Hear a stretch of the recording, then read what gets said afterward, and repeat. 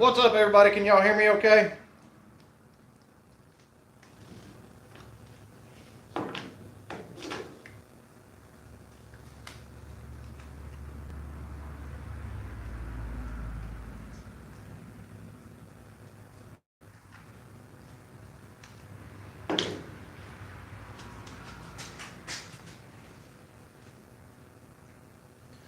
Y'all give me just a second. I'm trying to get this squared away so I can actually read the chat while we're actually going to be doing some live dipping tonight, so I'm sure some of y'all will be excited about that.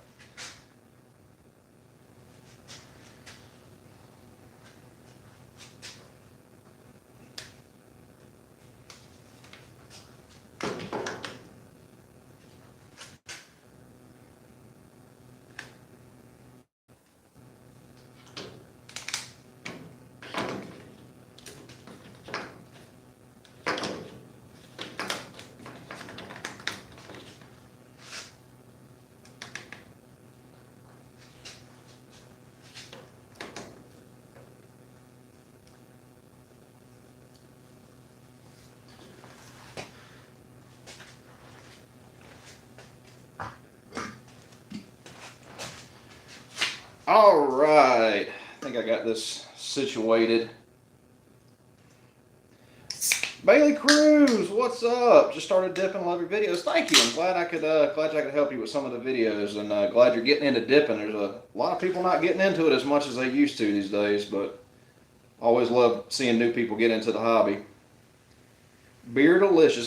This thing is looking great, isn't it? I'm hoping that I can get it long enough to where I can put some of those like Viking, like silver bands or something in there. I don't know, something cool. Just letting it grow right now. Murph, what's up, man? Terry, put it in reverse, Terry. Hey, Terry, are you going to be, I'm going to do the live for about an hour and a half, maybe two. Are you going to be able to hang out the whole time? I might need your help with something while I'm doing this. Kevin, what's up?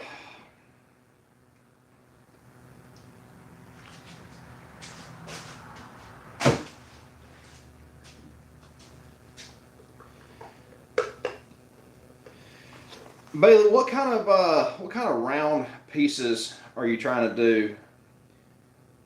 Oh, all right. So you're dipping cups and they're not coming out real well. Tell me a little bit about what exactly you're doing. Is it your technique that's messing it up, or you're having a problem with Activator or something like that? Kevin's getting paid. That is what I'm talking about, man. Getting paid at work to sit and watch me play on the internet tonight. Love it. Heat treatment on plastic. I get. What about rubber? Okay, so with rubber,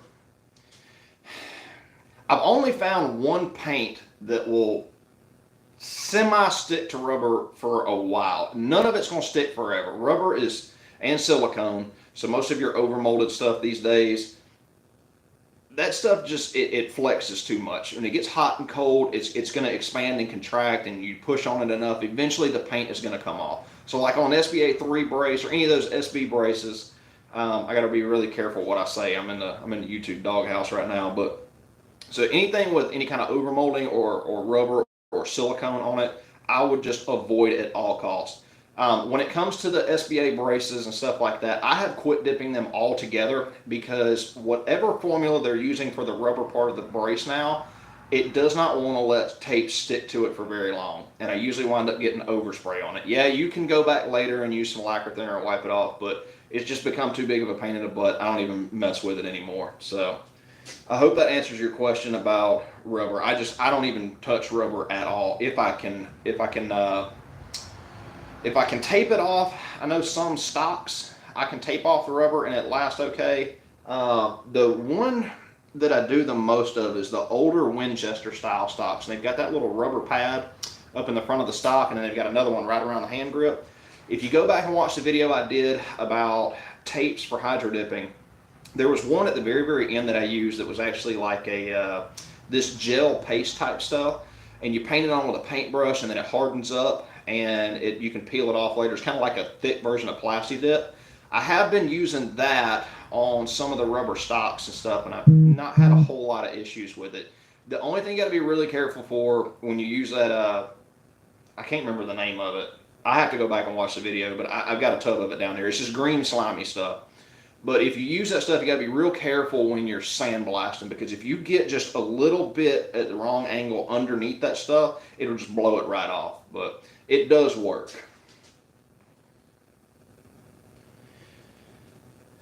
Hey Connor, can we buy your, oh, hold on, this thing's moving fast. Can we buy your Hydra dip tumbler tool? Okay, so here's what's going on with the tumbler tool. I get emails about this like literally every day.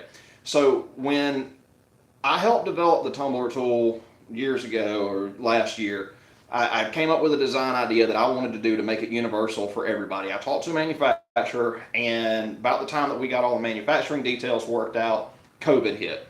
And we couldn't get any materials. And then the shop that was going to do the manufacturing actually got shut down because of the state they were in. They wouldn't allow anybody to work. So they didn't get back to work until like September, November of last year. And when they did, aluminum prices were on the rise. And most of the tumbler the roller tool is made out of aluminum. Now, aluminum prices are triple, almost quadruple what they were before. And here, I got a couple of issues with that. One, I don't feel that it's right for me to charge you guys for a tool that should cost 4 times less just because of the way the market sucks right now. Also, I don't want to pay out of pocket, 4 times more than I should just to get them out and get them to everybody. So I'm hoping that things are going to calm down soon, and when the prices start coming down, I'm going to go ahead and order some, because I've had a lot of people asking about them. If it starts looking like the metal prices are going to stay high for a while, I may have to find another way to make these things so that I can get them out for you guys, because like everybody and their mama wants one. I get phone calls and emails and text messages about it every single day. But they're coming. I'm working on it. Terry, okay, so I'm going to be dipping. We got a PlayStation 5 console to dip tonight, some PlayStation controllers, and some little earmuffs or something that go like on an aviator helmet or something or another like that. I shouldn't have to turn the compressor back on because it's actually in here and I don't want it to be super loud for y'all. But just remind me when I get like halfway through dipping to go check the compressor and see if I need to mute y'all and turn it back on. I think it'll last for the night. I think we should be okay. All right, Bailey, having problems with technique on rolling cups. I got the activator part right. Not sure how to dip. Heard of a roll technique. Okay. Let me grab a cup and I'll demonstrate.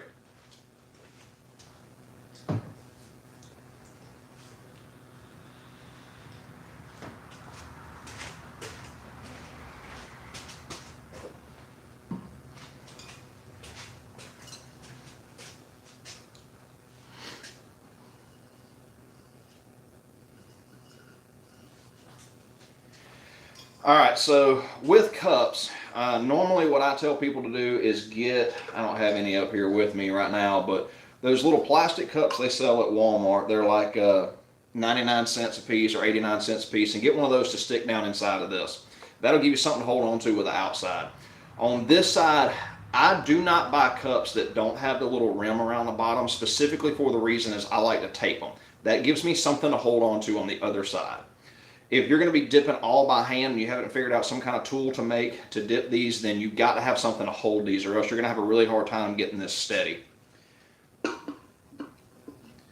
So what you're going to do is you're going to be holding this from the outside just like this. And when you're doing this by hand, I usually do it the same way every single time. Some people like to go in the water with the big side of the cup down first, and some people like to go in with the small side of the cup. I always go in with the small side of the cup.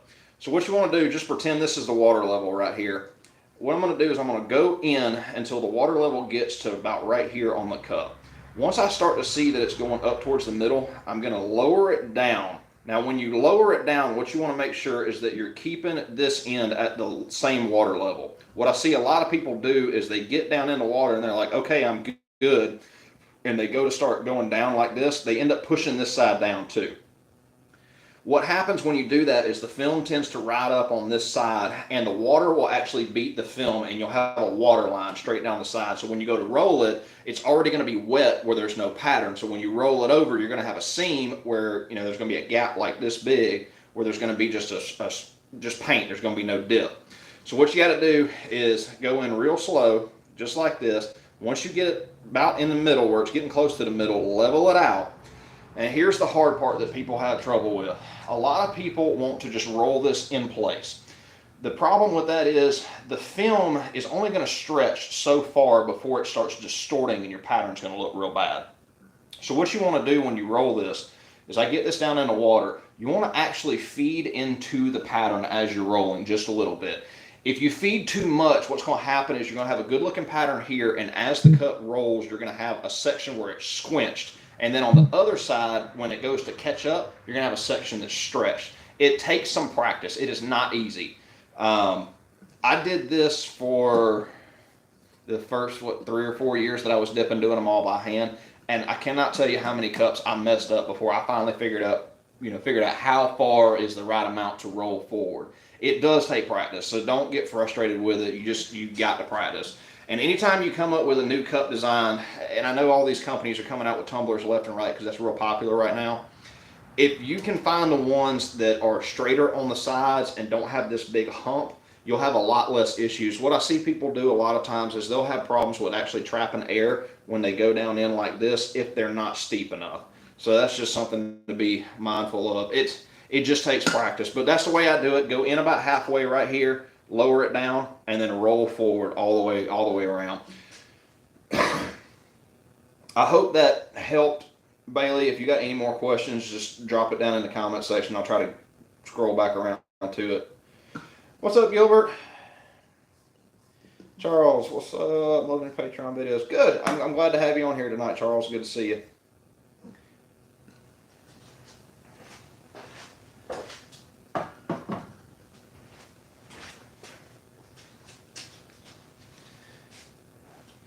Thomas says, recently have had trouble with Big Brain Graphics primer for the original Mossy Oak Bottomland. Any ideas? What exactly are you having problems with on the primer? Let me know. And I think it's if the one you're using is the Big Brain epoxy primer. I use that stuff all the time, so I can tell you all about it. The America says, for hobbyists that may want to be able to dip rims, would you suggest start with a tub and aerosols, or if you have the room for a big enough tank and compressor setup? All right, so you can dip rims with the most basic stuff ever. The only thing that you're going to have to spend money on for rims is an activator gun. Aerosols are great for doing little teeny tiny stuff. Unfortunately, you are never going to get the precision and the repeatability of a spray gun when it comes to spraying activator. I know that there are some cheap activator guns out there, but an activator gun is one spot that I don't really tell people to cheap out on. Plan on spending around $150 to upwards of $300, $400, $500 on an activator gun. It's going to be the most expensive part of getting into this on a hobbyist level. You can dip in a Rubbermaid tote for your entire, dipping career and never have any issues. You can get away with small compressors. They're, you just got to watch out for water in them. That's the big thing, is they build up a lot of heat real fast and they start spitting out water, and you got to have a lot of filtration on them. You can get by with a small compressor. You can get by with aerosol, primer, and paint. Or if you want to do like I use One Hit Wonder because it's primer and paint in one. And I use the aerosols literally every day. If y'all ever seen any of my videos of my paint mixing station down in the paint booth, like half of it is full of One Hit Wonder aerosol cans, because most of the stuff that I do is small parts, and it doesn't make sense for me to mix up a lot of paint for doing little teeny tiny small parts like on the stuff that I do. I'm being real careful about what I say here, because I'm for those of y'all who don't know, I'm on the naughty list for YouTube right now. But the activator is going to be your hardest part. There are some patterns that you're going to have a really hard time dipping with an aerosol can. There's some that you could probably get away with just to start out with. Anything that's like primarily black ink and is a really busy pattern that overlaps and has a lot of randomized stuff in it, those kind of patterns are going to do you well, because you're going to be able to stretch into those voided areas and those big holes and the deep dishes that rims have these days. If you get into more precise patterns like carbon fiber, patterns that have a lot of color in them, Like the graffiti pattern is one. There's one called Kaleidoscope Graffiti. I wouldn't even attempt to dip that on the rim. Even with my setup, I wouldn't even attempt it because the pattern is just so precise the way that it is on the film. It needs to look the way that it does on the film. It doesn't stretch and move around stuff very well. So you're just going to have to kind of be picky and choosy about what you do. The other thing is going to be the rims. Rims these days have gotten really, really big, and the deep dishes on them have gotten huge, and the amount of space on the actual, what I call spokes, but the center of the rim has gotten really small. With that, the problem that you're going to have is most of the people that I deal with either want no dip on the inside of the, whatever they call that, the lip, or the, why can't I think of the name of the word? What is it? The dish, so the deep dish part. Most of them don't want any ink on that. They just either want it painted, or they want to leave it chrome, or they want to leave it black. Well, the issue that you run into, especially with these real wide wheels where you got to get the dip to go all the way up in them to get to that center part, is you're working against water. You know, water wants to flow only one way, and gravity's keeping it down, and you're basically, what you need the water to do is just to be able to turn upside down so you can get right down in the middle. What you run into is the issue with it stretches all the way down the side of that dish, and then by the time it gets down to that center portion, the ink's already either dissipated, it's stretched out so bad you can't tell what in the world it is, or you just created a giant air bubble and then you got a blank pocket right there. They're extremely difficult to do. It's going to take some practice though. Best thing I tell you to do is go to a junkyard and find every cheap aftermarket wheel you can. Go get the tires taken off of them, or cut the tires off yourself, and practice. Wheels are a hard thing to start with, but it can definitely be done. Which says, what kind of paint should I use for airbrush touch-up? Go to Hobby Lobby and buy the Createx, or Cretex, however you pronounce it, Wicked Colors. That is the one that I personally use. I've tried a bunch of different airbrush paints, and that's the one that I like the best. I try to stick with stuff that I can either order online and get here really, really fast through like Amazon or eBay or somewhere local, or I want to physically be able to go to a store and buy it. So like stuff that I can find at Hobby Lobby is usually what I go for first.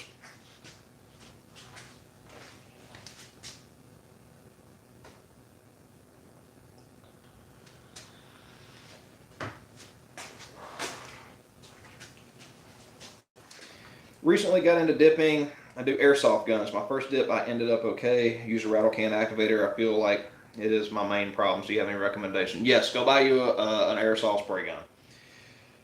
About the best one you can buy right now for the cheapest price is the one that One Hit Wonder sells. It is very, very similar to the Iwata LPH 400. It's not an exact, but it's very close. It sprays just about as good. And it's like $160 or whatever. And that was my first activator gun, besides my pressure pot system, which I don't use a whole lot anymore now that I got the GPI. But that's a good one. I've heard a couple of people have started using that Black Widow gun that Harbor Freight's selling, and I think it's around that same price point, like $180, $150, something like that. That might be one to check out.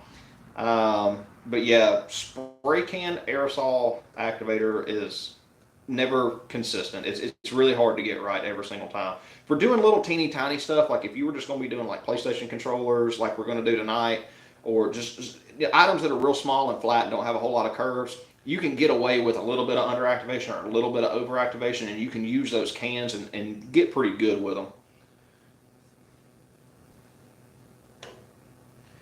Dakota says, still planning on coming to train in January if it's still good with you. Absolutely. I hope I responded to your message. For some reason, Facebook on my business page has turned off the notifications from messages. So like, unless I physically go to my messages in Facebook on my business page, I never even know that people have messaged me. So if you ever message me and you don't hear from me, just call or shoot me an email. I check those every day. But I get so busy sometimes I forget to check Facebook. Lane says, watching closely. Also surprised at how clean your water is. That is because I cleaned it the other day. I actually got a new part-time guy working for me, and that was one of the things that I was training him on last week, was how to clean the paint booth, how to clean the dip tank, how to clean the rinse tank and stuff like that, so that when I get busy doing other stuff, and I'm not going to be in here actually like helping dip stuff or helping paint. I can just be like, hey, we need to go clean the dip tank or the rinse tank or go clean the paint booth or whatever. So we got a bright, shiny, clean tank in here. I also got some videos I'm filming this week. For those of y'all who don't know, if y'all haven't been paying attention, I haven't been on YouTube much this last month. A couple different reasons, but mostly it's just because I've been insanely busy. This is the busiest part of the year for me. You've got archery season is ending or just getting started in most states for deer. Rifle season just started here in Georgia for deer, and duck season is right around the corner, and Christmas all at once. So things are busy. Plus, we've got a lot going on with Patreon.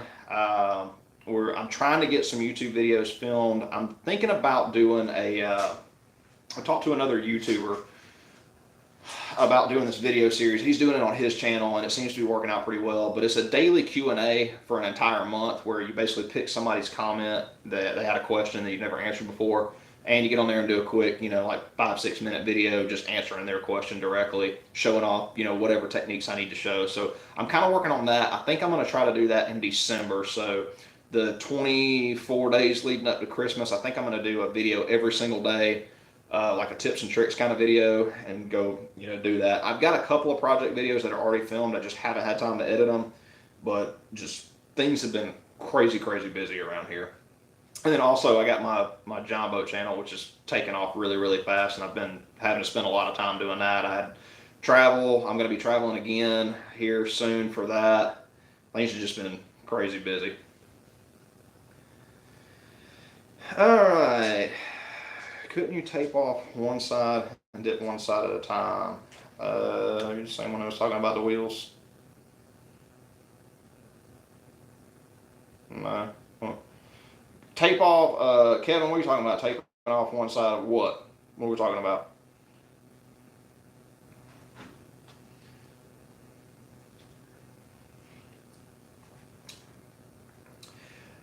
Thomas, beaten up like I was spraying onto all the surface, even the plastic parts, but worse on the aluminum chassis that I had dipped. What was your prep process, Thomas, on all those parts? I sandblast literally everything. There is nothing that comes in my shop that don't get sandblasted. I can't even remember the last time I hand sanded something. It's very, very rare that I hand sand something, but I've never had an issue with their primer wanting to beat up, unless it was mixed wrong. It's a 50-50 mix, so it's a 1-to-1 mix. You mix the hardener and the epoxy, and make sure your paint gun's set up right. That's the only other thing I could think is maybe you got water in your airline, and water and epoxy do not mix. So if you got any kind of moisture in your airlines that you're spraying it with, it can cause a lot of issues.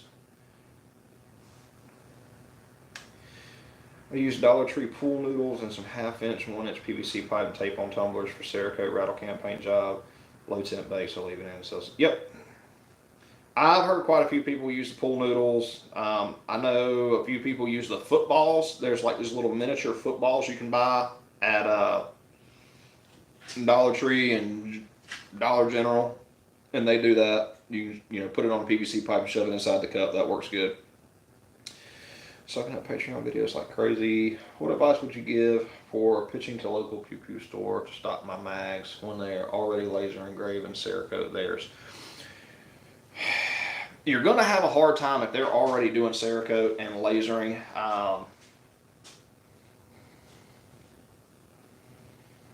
Trying to get them to carry something that they can already do, or at least they think they can already do, is going to be hard.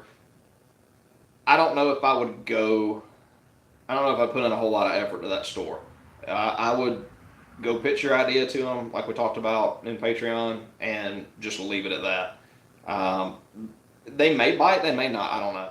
Your price point's going to have to be really, really low, because you're competing with, in their mind, they know what the Cerakote costs them, and they know what the mags are costing them, so their price is going to be really, really low for comparison as to what you're offering. And a lot of times, especially with Cerakote guys, they don't realize how much goes into hydro dipping. And some of them do, some of them don't. It really depends on how well versed they are with different types of coatings. But with Cerakote, it's a really fast and easy process if you're good at it and if you got the right equipment. With hydro dipping, even if you got the best equipment in the whole world, it's still not fast. It takes a few days, and there's a lot more work involved than it is with Cerakote. There's also a lot more skill involved than there is with Cerakote, which is another thing that raises the price of hydro dipping in the long run. So, like I said, I would come up with a price. It's going to have to be a cheap price. Don't work for free now, but it's going to have to be a cheap price.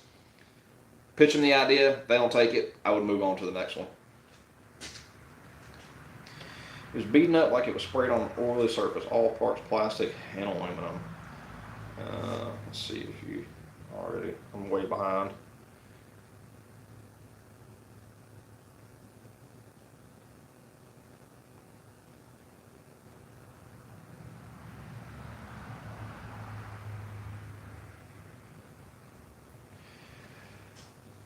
Yeah, Thomas, let me know down in the comments if you sandblasted that stuff prior, and also have you checked your air lines and your air compressor to make sure there was zero moisture in it. Going to be getting into engine bay parts soon. Any recommendation on base paint, and should they be heat resistant type? No, you do not need heat resistant paint for hydro dipping engine bay parts. Most of your cars these days, they don't get very hot. 250 to 300 degrees is pretty standard engine bay temperatures, and most of your hydro dipping paints are good up to around 300 before they have any issues. I have personally tested One Hit Wonder up to almost 600 degrees, and it did not come off. So I'm pretty impressed with that, and that's why I started using it. And I've had no issues with One Hit Wonder paint. That's what I like to use. And I get a lot of people on the channel comment all the time, like, "Oh, you're just getting paid by One Hit Wonder." Actually, I don't. I do not get paid by One Hit Wonder. I was using their paints long before they ever started sponsoring the channel. And by sponsoring, it literally is just they let me in on some of the stuff that's going on in the industry, and they shoot me some free paint every now and then. That's really about it. It's not a big deal like people make it out to be, but I genuinely like their paint. It is more expensive than other paints in the market, but with me being a big hydro dipping company, time is everything. And their paint is just a lot faster because I don't have to mix up primer and I don't have to mix up paint. I just go shake the bottle, put it in my gun, spray it, or I go grab an aerosol can off of the rack, shake it up real good, and go spray. It's good paint. I've used it forever. I've used it on everything. I've never had any issues with it. And hell, I paint boats with it. Well, I think I painted like 10 boats this year already, and all my custom boat paint jobs, I do every single one of them One Hit Wonder paint. It's good paint, and I've tested it under every condition that I could think of to see where it would fail, and I know where its failure points are, and they're much higher than some of the other paints out there. Now, that's not saying anything bad about other paints. I have used all the other paints out there except for a select few, and it wasn't for any reason other than I've tried so much stuff. I don't need to try anything else. I found what works, and I stick with that.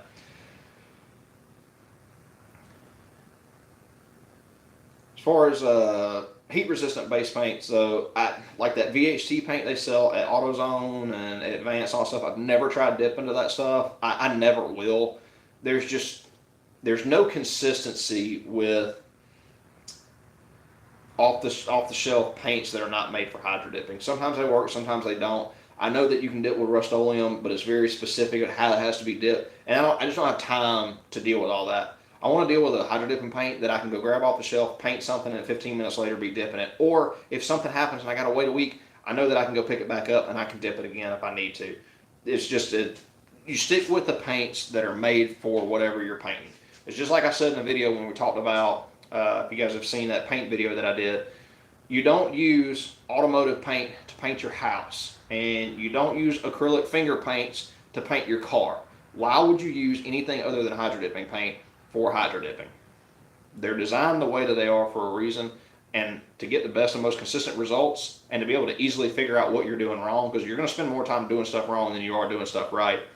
To be able to diagnose your issues when you're messing stuff up, if you can eliminate as many variables as possible, it makes your life easier. So if you eliminate the paint aspect of it, then that's one less thing you got to worry about. So that's just my opinion. I know that other people have had good luck with other paints, and I'm not talking bad about anybody's paint at all by any means. They're all good. I've used most all of them, like I said. So I won't start with rims, but may once I'm able to dip decently well. Thanks for your info. Your channel is amazing, informative. Let's go, Brandon. Did y'all like those mags? Man, I came up with those like at the last minute. I was about to do something else for the mags for last month, and then that Let's Go Brandon thing started popping up all over the internet. And I try to keep up with what's going on in the news. And I don't really watch the news that much, and I'm rarely on Instagram and Facebook actually scrolling through and seeing what's going on. So I seen that, and I didn't know what it was. I had to go look it up. I felt stupid. But once I saw the story, and I was like, yep, that's going to be my mag for this month. So I went and got stencils made real quick, and we did that. So, but yeah, if you can start with other stuff other than rims, that's fine. There's nothing wrong with that. But if you are going to specialize in rims, like that's going to be your thing is rims, then start with rims. Go, like I said, go to the junkyard, find as many rims as you possibly can, find hubcaps, whatever it is that you think you want to do, and practice on that. Excuse me. You'll get into other stuff later, but get comfortable with whatever it is that you want to dip first before you start branching out into other things. So once you can nail one thing down, then you can use the techniques and stuff that you've learned from that one part that you dipped over and over and over and translate it into other stuff.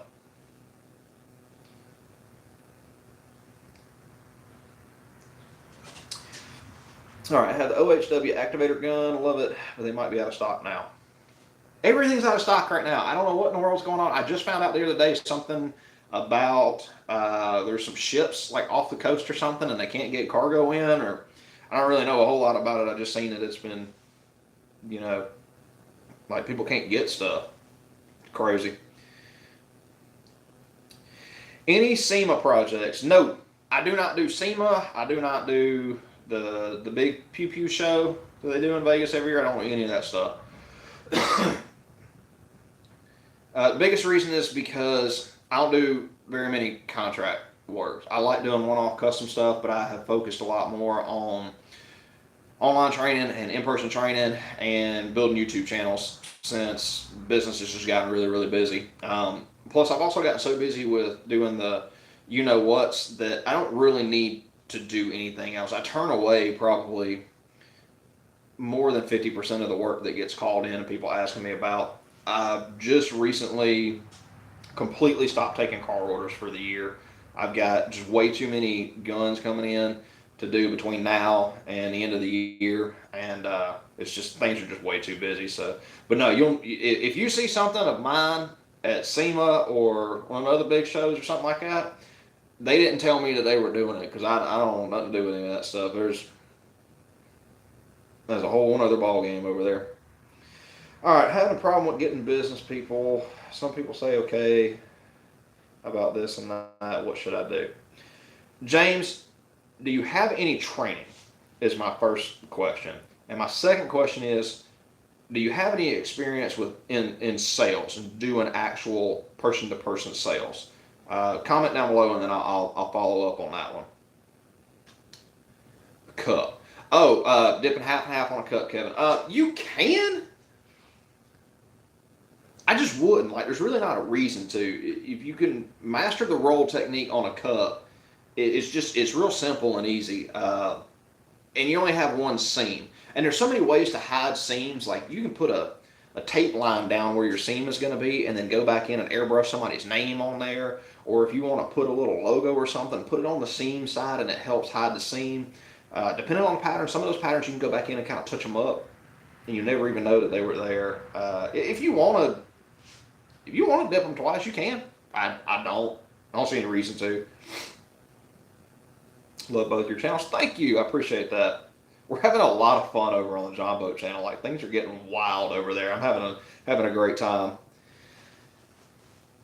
All right, so a question. I have a in a today's EBR chassis. I want to have like a fall camo. How much project and cost like that would be? Send me an email about project costs and send me a picture of your whole setup as it sits right now and anything that you may add on to it later on down the road. There's so many chassis and parts and stuff out there these days. I can't keep up with half of them, so I need to see it before I can give you an accurate price. And just that's the best way to do it. Shoot some pictures and email them to me, or if you want to, you can take some pictures and message them to me on Instagram or Facebook. I'll check both of those from time to time. Would I need to get a compressor to run an activator gun? Yes, you do need a compressor to run an activator gun. And you can run like the one I've got over here. If you go back and watch my, I don't know what video it was where I actually showed mine. I run one of those little video Harbor Freight 2.5 gallon compressors. It's right over here behind the rinse tank. And that's what I run just for my activator gun. You don't need a big compressor to run an activator gun. The key with it is keeping the lines dry. So I've got, from that compressor, it runs up to a copper line, and it's a copper coolant line all the way here to the other side of the shop. And then it drops down and it's got a 3-stage filter on it. One of them is an air water separator. The next one is a desiccant dryer made by DeVilbiss. It's an expensive one. It's nice. And then after that, it's got another air drop for any other moisture. And then I also run a filter on my gun too. So that's the big thing, is just keeping them dry. If you run them nonstop, constantly, all the time, they'll build up a lot of heat and they'll build moisture up in them. And then you'll start having issues with activators, especially like little bitty teeny tiny holes that come up and people think they're under activating, and it's not. It's water coming through your line. So that's just the only thing you got to really be careful with. But yeah, a little 2.5, 10-gallon compressor from Harbor Freight. The newer ones, the Fortress ones, are the ones I like best. They don't put out as much moisture as the older pancake style compressors. But I've been real impressed with the Fortress one that I've got. All right, just started Cerakote process. How and when can you dip over the Cerakote? Never! Do not, for any reason, ever attempt to dip over Cerakote. I have heard nothing but horror stories. What happens is, so the way that I've heard people doing it is you spray your Cerakote, you take it to the oven, and you bake it for like, there's this magic mystery number, and I don't know how many seconds or how many minutes it is, but it's like somewhere between like 5 and like 7 or 8 minutes. And it's never the same from color to color, and it's never the same from batch to batch. It all depends on how much activator or a hardener you mix into it. But you gotta put it in the oven for a certain amount of time, and you gotta pull it out while it's still not tacky, but it's still open before it starts to cure up. And then you only got a little while to dip it, and then you gotta get done with it. And then if you want to put H-Series clear coat over the top of it, and then rebake it again. I've heard. The couple of stories I've heard personally, like people have told me to my face, is it's like they did it and they got the time just right, and then they tried it again later on or with a different color, and then it didn't work at all. The Hydra dip just slid right off of it. So I wouldn't waste my time. It's just, there's too much going on to be comfortable doing Cerakote. And the funny thing is, like, this tank right here came from a Cerakote company that thought that they could Hydra dip to Cerakote. They bought all this real nice expensive tank and all this expensive equipment and stuff. They got in there and started playing around with it, and they instantly realized they had messed up Aaron. And they sold this thing with a quickness, because I wouldn't even try it. You want to? Go for it. Let me know how it is. And send me a picture of whatever you throw across the shop and break. I want to see it. What about allergic reaction to the materials used? I don't know. I've never had an allergic reaction.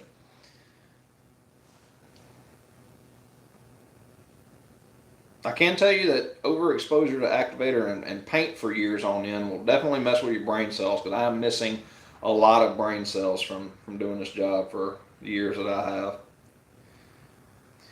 How would I dip an RC body inside of it long ways back to front? Okay. This is just my opinion. I'm going to set my drink down and talk about this one.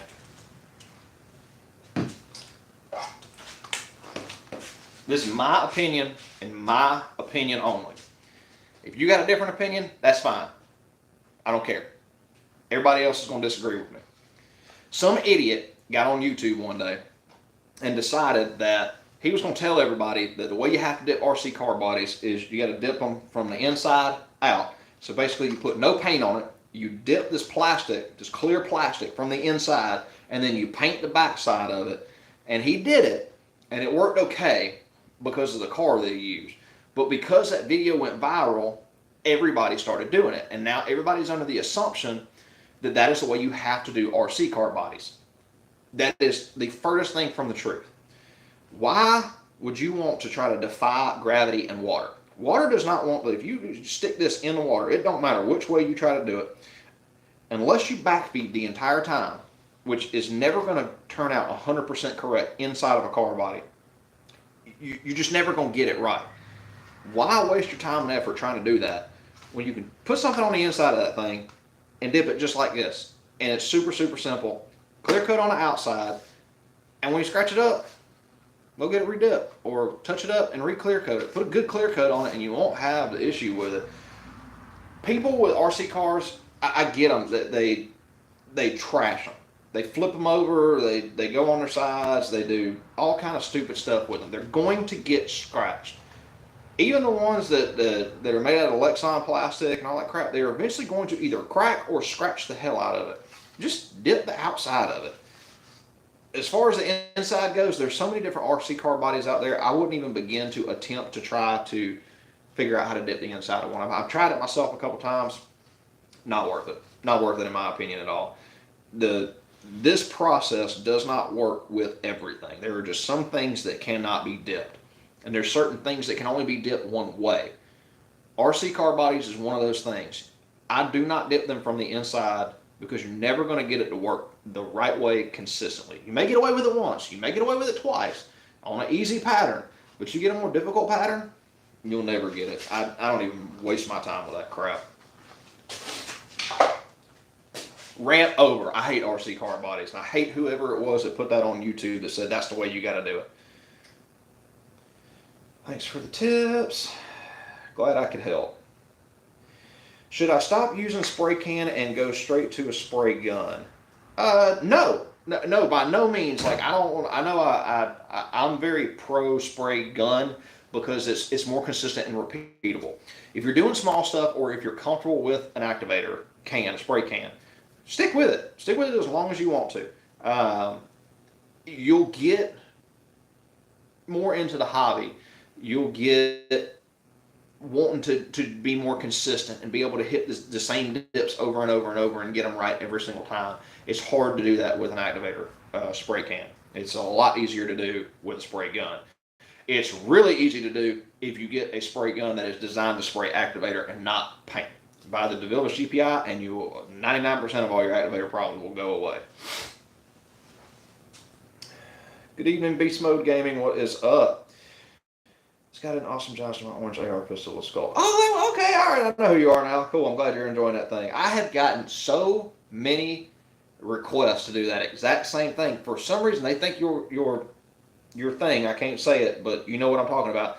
That it looks like a Call of Duty gun, and I get phone calls all the time. So right after I put that video out, I had people calling. They're like, "Hey, can you dip my gun in Call of Duty like you did that other one?" And I was like, "What are y'all talking about?" Because I don't play video games. I don't know nothing about Call of Duty. I don't know nothing about none of that stuff.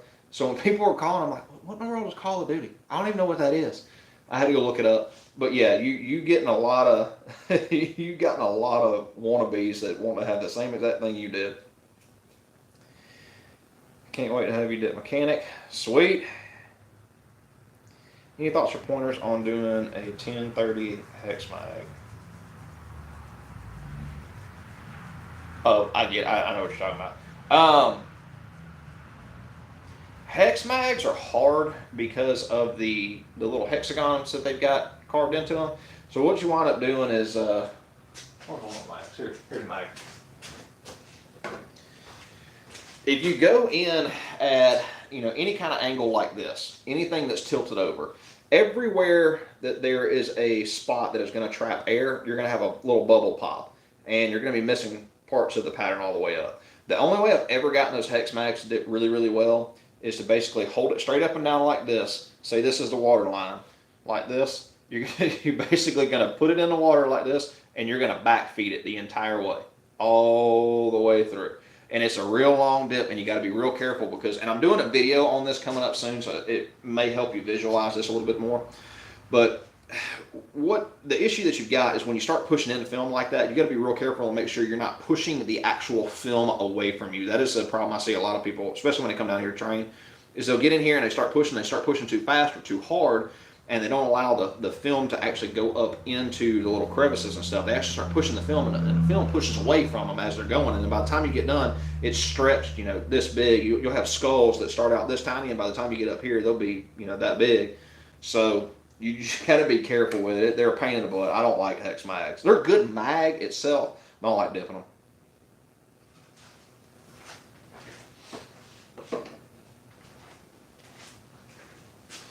All right, I'm trying to get caught up on questions so we can start getting dipped in here in just a second. How often should you drain your tank?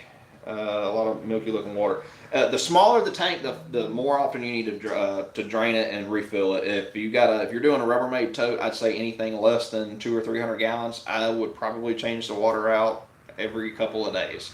If you got a bigger tank that's 500-ish to 800 gallons, I'd probably be doing it every couple of weeks, no more than 2 weeks, because they're going to get activator saturated really, really fast, and you'll start having problems. Also, they start to stink real bad. My tank's 1,100 gallons, and I push it. Like every single time I am pushing, needing to change the water, and about 2 to 3 weeks is the most I can go. Usually what happens with me, like when I smell the water, it starts to smell like activator and sewage.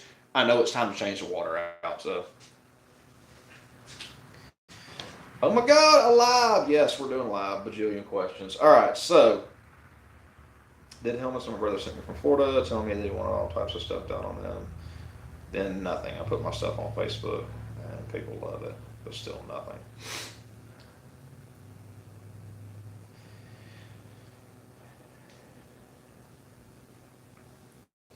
James Jordan, call me tomorrow or Sunday.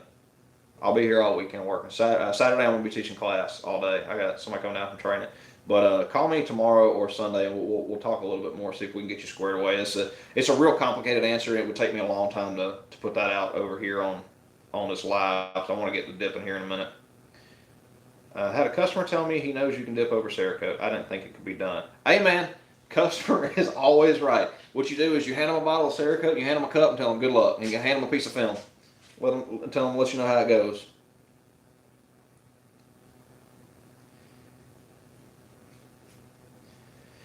RC body should be painted from the inside. I guess just airbrush is best. Yeah, I know a lot of people that just paint the RC bodies. They just paint them from the inside, and that's perfectly fine. Dipping it is hard. You can do it.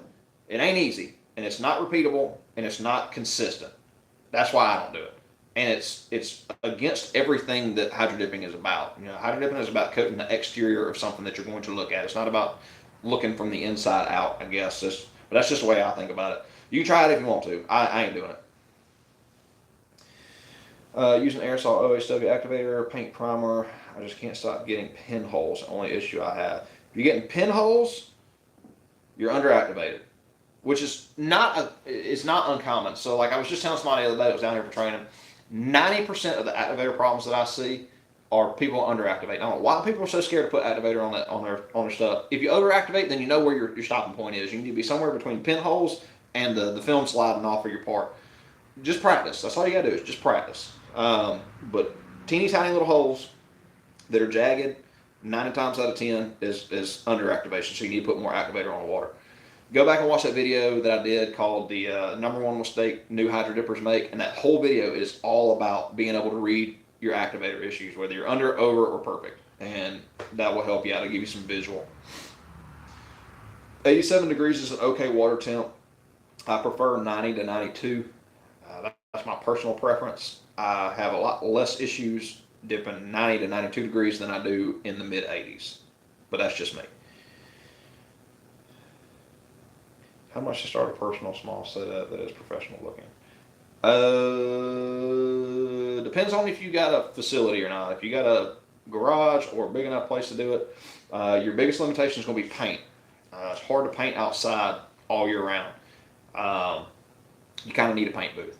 But general, what I tell people is for a small business setup to get up and running and be proficient and have decent equipment that's going to last you through your first couple years in business, 20 to 50K is what you're going to be looking at, somewhere in that range. It ain't cheap.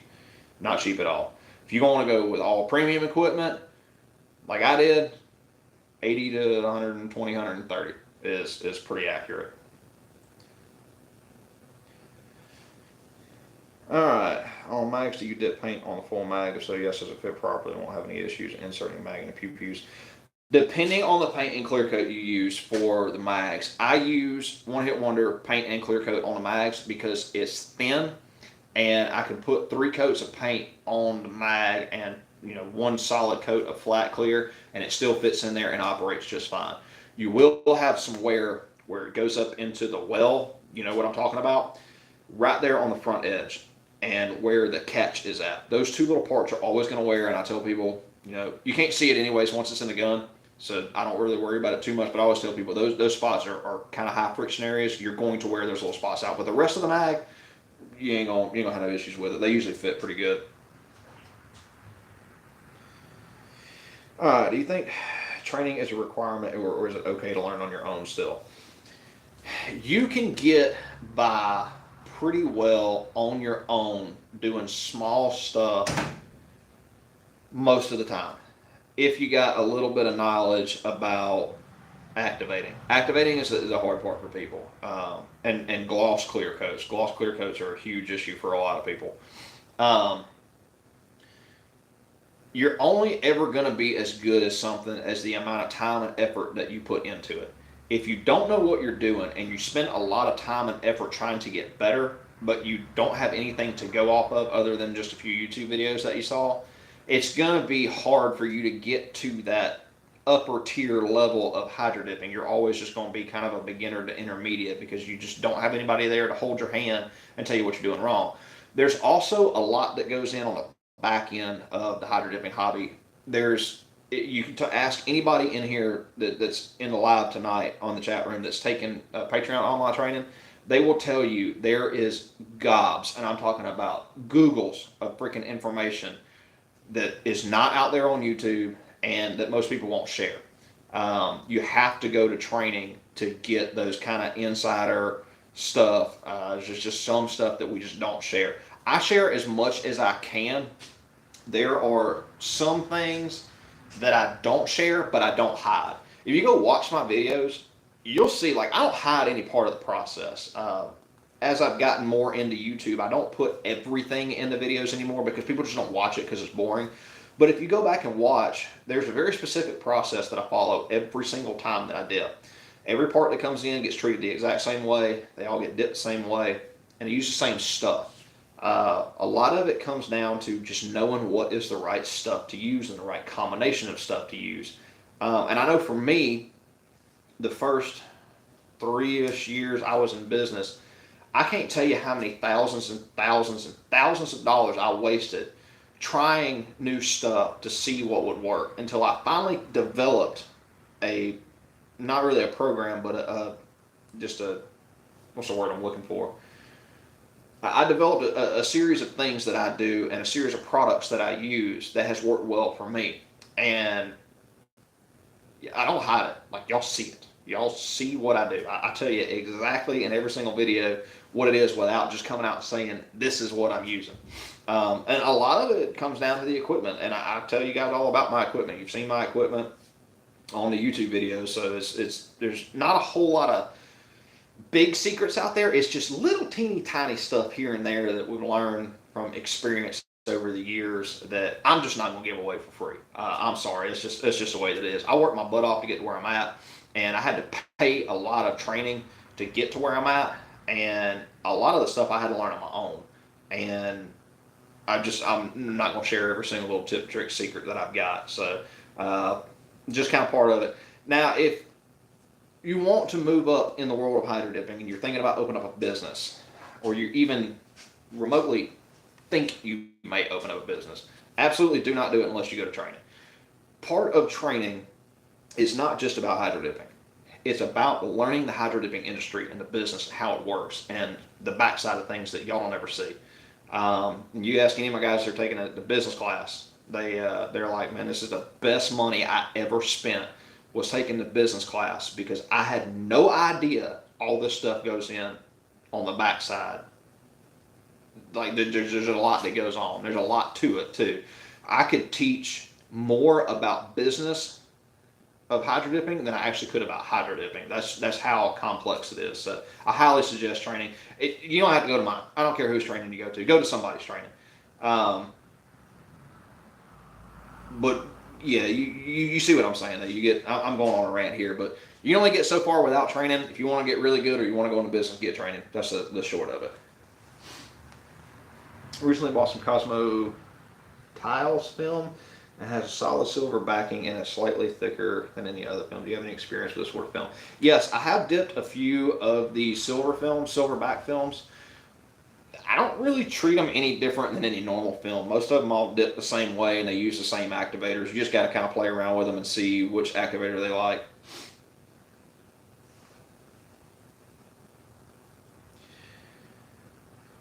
Yeah, if y'all don't mind, if y'all are in the live, hit that thumbs up button. It'll help out so other people can actually see it. YouTube's real funky about the way they do stuff. Can you dip scopes like a vortex without water ruining it? Yes and no. I make everybody sign a waiver that I dip their scope that says, I'm going to put your scope in water. If you think it's waterproof, great. It's on you.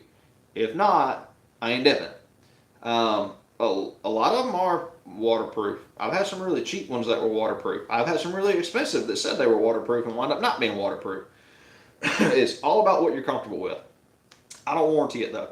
That's one thing I tell people is I'm putting your scope in water. It's going to go in this water for a couple seconds, and it's going to go over there, and it's going to sit there for 10 minutes. That's if I get it right the first time. If I screw it up, it may go in there several times. Just depends. And I tell people, if you're not comfortable with me soaking your stuff in water, don't give it to me. But yeah, it can be done. I do it not a lot, but I usually scare people off when I give them the warranty speech. How big of an air compressor for a 40-pound sandblasting cabinet? As big as you can afford. And then borrow some extra money because you're going to need more. Sandblasting cabinets, especially big ones, use a lot of air. And it's not so much the volume of air that they use, it's what the compressor can replace. Low CFM compressors will run constantly. So something like a 5-horse 60-gallon that's real popular at Harbor Freight, or not Harbor Freight, but Tractor Supply and places like that. I know Home Depot sells a Husky version of that compressor.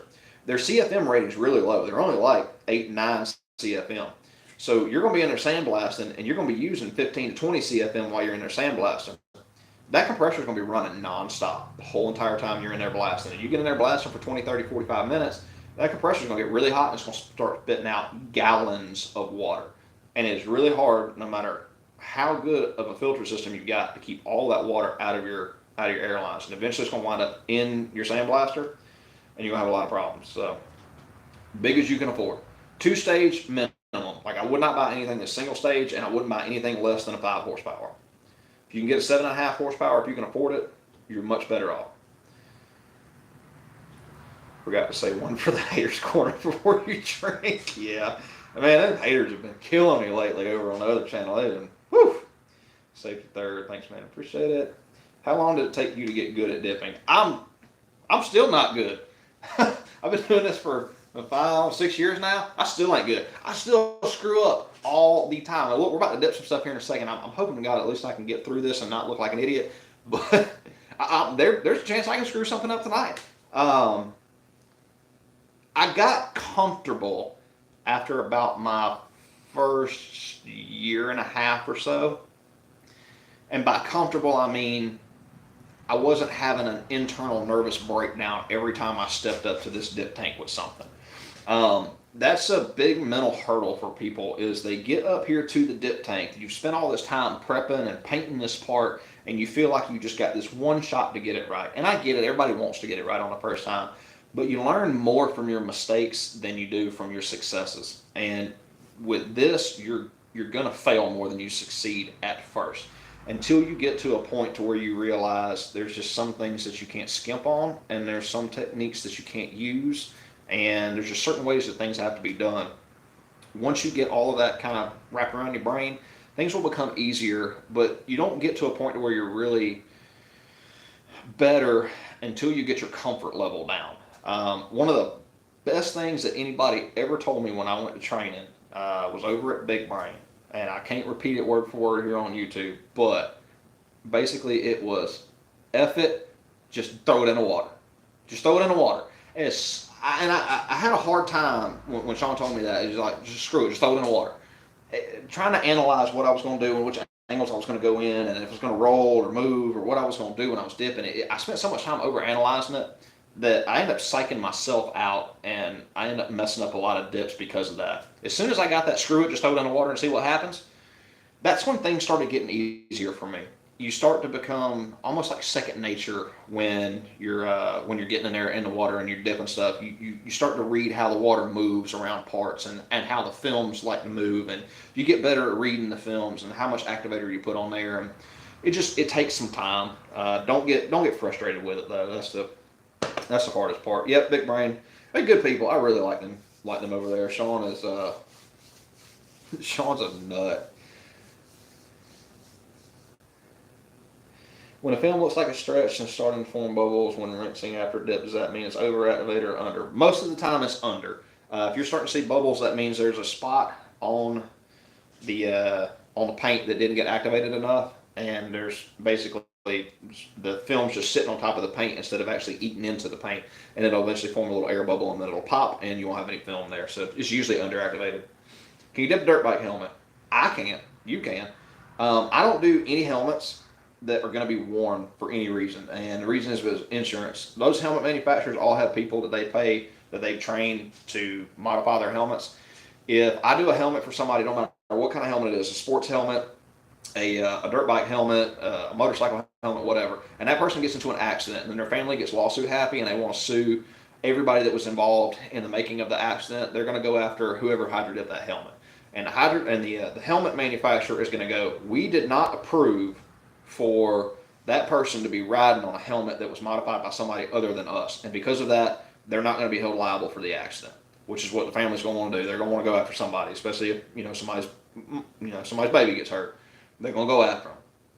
And the helmet company's going to do everything they can to wash their hands of it and go, nope, it wasn't our fault. It was their fault because they hydro dipped it.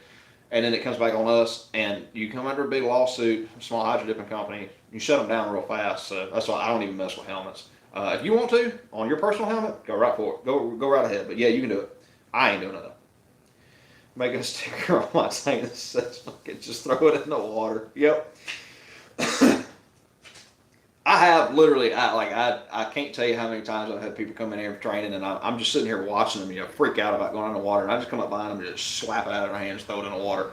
You got to quit doing that. You mentally psych yourself out, but. Hold on. I'm a student at SDI and did a hydro dip lab and totally failed. That sucks. That's cool that you're going to SDI though. I've heard a lot of good stuff about that. I wish I had time to go and do that. I spend 99% of my time when I'm in here dealing with guns. I can dip real fast, but taking guns apart and putting them back together takes just so much of my time. I wish I would have done that. But yeah, that sucks that it didn't work out. On a professional level, what would you rate K2 for training? Aside from me, K2 would be my number one place to go to, and then it would be Brian from Liquid Concepts. I would go there, and then Big Brain and everybody else. One Hit Wonder used to do training, but they haven't been doing it in a while. This is my personal take on training. I would much rather see you go to a training person that does not sell products first before you went to somebody that does sell products. And this is not bashing any of the people that do training like TWN or Big Brain or Brian from Liquid Concepts or anybody like that. They are going to use what they sell, and that is what they're going to tell you is what works. And that's because they found a way to make it work for them. Not always is that going to be a thing that works for you. You may have to get out there and experiment with some stuff. For me, there was some paints that I used that were they did not dip well. And there were some paints that I used that were just too thick for some of the applications that I needed. And that's why I wound up experimenting a lot, and I settled on One Hit Wonder. And I still use some of the old stuff that I've got from different places that I've trained at and different companies, but if you can afford it, I would go somewhere where the person that's training you, their main job is hydro dipping, not hydro dipping and selling hydro dipping supplies. If you can only afford to go to one, pick whoever. Some training is better than nothing. and I don't want to get on here and sound like I'm bragging like my training is the best in the world, because it's not. I'm very set in my ways. I've got things that I do, but I'm open to using just about anything. If you got something that works for you, rock on. I'm not going to ditch it at all. I'm not going to complain about it, and I'm not going to tell you not to do that. And I feel like people like me and Jim over at K2 are more specialized trainers. Like if you want to get into the business and you want to do something, something specific with your business, that is the two people that I would go to, is me or Jim. There's nothing wrong with the other places. Just you gotta understand that their job is to not only train you, it's also going to be to sell you Hydrographics supplies. And I'll go ahead and warn you. Don't go to TWN. Do not. I have never had anybody come to my training or talk to anybody that went to TWN that came out and learned anything about hydro dipping for a business. They teach you how to dip all their films and their activators, and that's it. That's all you're gonna learn. And I have not heard good things about their training, and I really don't like their pushy sales tactics. I hope somebody from TWN is watching this video, because I do not like getting cold called twice a week telling me to buy whatever film that they've got on sale. I'm a professional hydro dipping business. I order from y'all on a regular basis. If I need something, I will call you. I don't need a phone call twice a week telling me we got a new carbon fiber film in, knowing that good and damn well that I don't dip carbon fiber, or that they've got a new camouflage pattern out that they want me to try, and they want to buy 3 meters of it and pay their ridiculous fees that they've got for shipping and handling and their little roll-off fee or whatever. I get it, everybody's got to make money, but that's just a little ridiculous. So I'll get off my TWN thing. I love their films. They got great patterns. I cannot stand getting cold called twice a week with them advertising to me. Driving me insane. Can you dip something with Aerosol Activator in the live? I don't even have any right now. I'm going to be doing another live probably in another week or two. I've got a bunch of stuff. I'm actually using you guys as a test dummy tonight. That's why I waited till the last minute to tell everybody that I was going live tonight, because I wanted to do this with just a few people and see how this works. I got a big one that I want to do either next week or the week after. I got a bunch of stuff to dip, and I'm not going to ask or answer as many questions. I'm going to spend more time dipping. So, but I'll get my hands on some. I think I'm out. I have to look. I think I'm out of Aerosol Activator, but I'll get some, and I'll do a demonstration with it on the next live. Anthony Jones is in the house. It is way past your bedtime, Scooter. Get your butt in the bed. Hi from the United Kingdom. Oh, wow. All the way over from the UK.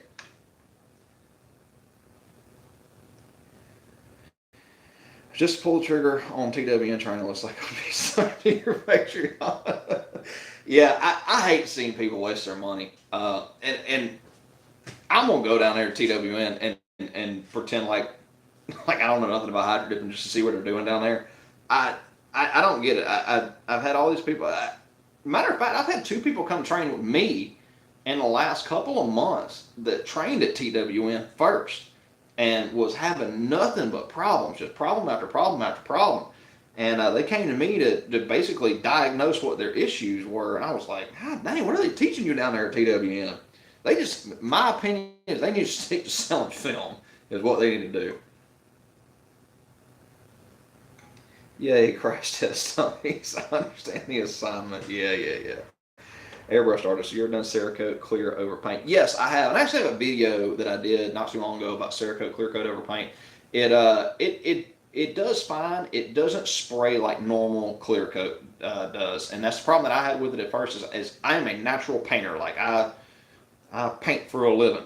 And Cerakote does not spray like paint does. So when the first time I sprayed it, I went in there and I was just laying it on there like it was a regular clear coat. That is not the right way to do it. Just go watch Branson Cerakote. He's Cerakote expert man right there. He will tell you exactly how to spray that Cerakote clear coat great. I actually quit using it. Like I don't use it hardly at all anymore. The only time I use it is when I'm actually doing Cerakote stuff. But for spraying it over paint, I don't think it's any more durable than the clear coats that we have. The flat clear and the gloss clear that we have, they work just fine. The air dry Cerakote series that you need to use over paint, I don't think it's as durable. That's just my opinion. I've tried it on quite a few different projects, and I wasn't impressed with the durability. So, all right, so I'm gonna go ahead and get started dipping. So y'all just keep the questions rolling in, and I'll kind of check in on them as I get dipping. So we're gonna be dipping a PlayStation 5 tonight in a pattern that I have never done before. This pattern is called Walking Dead. This is a big brain pattern. So we're gonna be dipping this tonight, and I'm hoping that it's gonna work out good. I've actually never used this film before, so I'm gonna step off camera here for just a second, go ahead and get this film cut and get it ready for in the water. I'll try to keep the noise to a minimum when we're running the tank, and I'll keep checking back in with comments, but y'all just kind of follow along as we do this.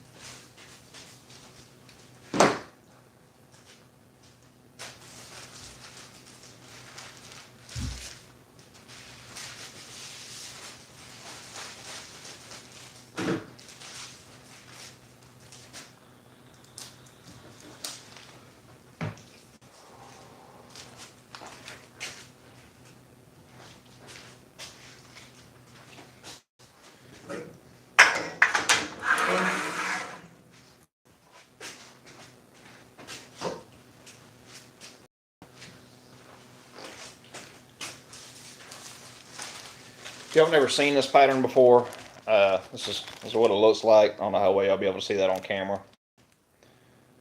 but it looks like a bunch of characters from The Walking Dead. So,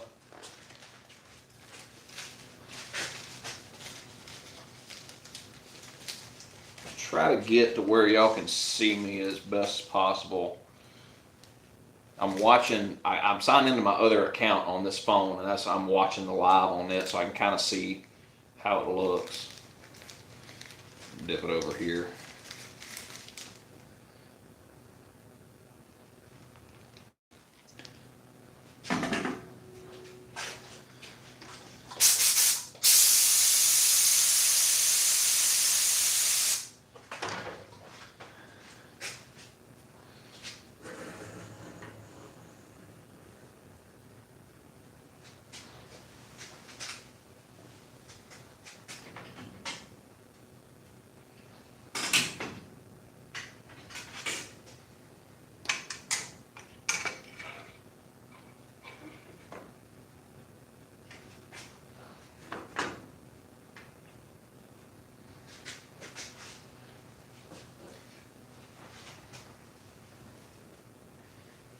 Said I'm gonna miss this. I'll post this up on YouTube probably tomorrow after I go through and add all the tags and stuff in. So if y'all want to come back later, everybody except for Terry, you have to stay the entire time or you're fired. But if y'all want to come back, another day and watch the rest of this, you're more than welcome to do that. I don't feel like you got to stay all night, but I'll definitely post it up so y'all can see it.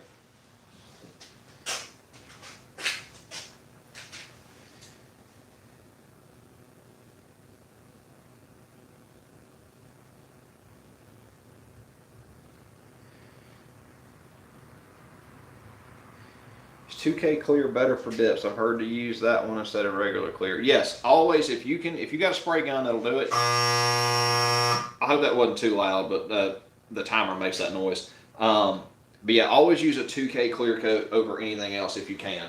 If you're stuck with aerosol cans, buy the ones from One Hit Wonder. They actually have the 2K built into the bottom of them. You take the cap off. There's a little key inside the cap. You pop the bottom of it, and it'll actually allow the hardener, the activator, to go up into the can. They're one-time use only, so you got about 4 hours to use that can. So, but it's a much better clear coat than using a single stage clear coat like Rust-Oleum or anything like that. All right, let's try this out. This is the first time I've ever dipped this pattern, so I have no clue what we're in for here.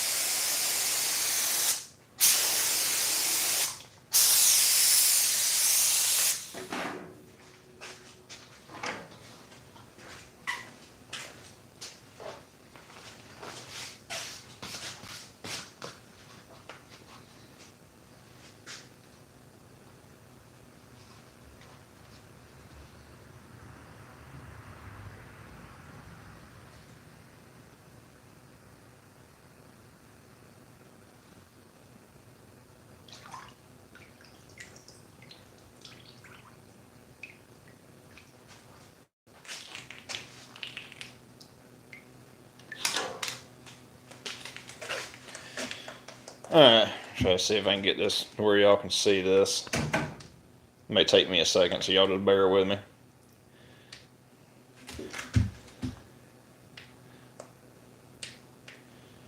This is not a bad looking pattern at all. It's pretty cool. The activator that I'm using is Ink Drink tonight. I just wanted to try it out first. There is, I don't know how well y'all are going to be able to see this. There's one little spot right there. I got a piece of fuzz from my shirt stuck on the speed shape, but so that is what that pattern looks like. And you can do this one over any base coat color that you like. The project that we're doing tonight, it's going over silver because this one's going to be candy apple red. So what I did was I base coated it silver first, and we're going to dip all the parts, and then it'll be candy probably tomorrow, and then I'll have a gloss clear coat over it.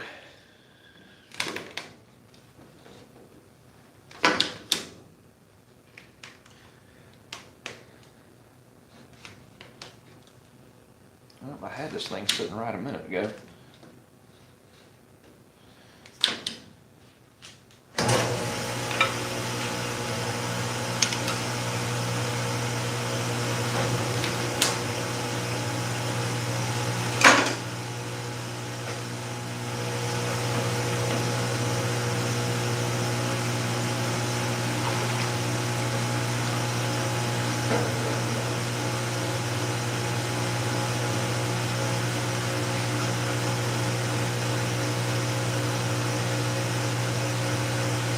Could everybody see that dip okay? And how's the camera angle? Is this running too loud? Let me know how that looks. Yeah, this would look really good over a bright green color. And the faces do stretch. This film stretches pretty well, so I'm impressed with it so far.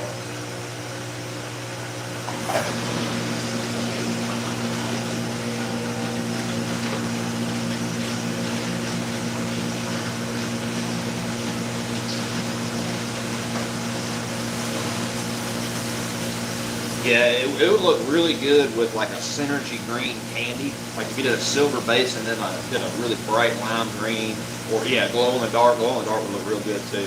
That's a cool looking pattern. I like it. Now that I think I got it figured out, I kind of know what I'm doing. At least I'm acting like I know what I'm doing. We'll go ahead and start dipping some of the parts.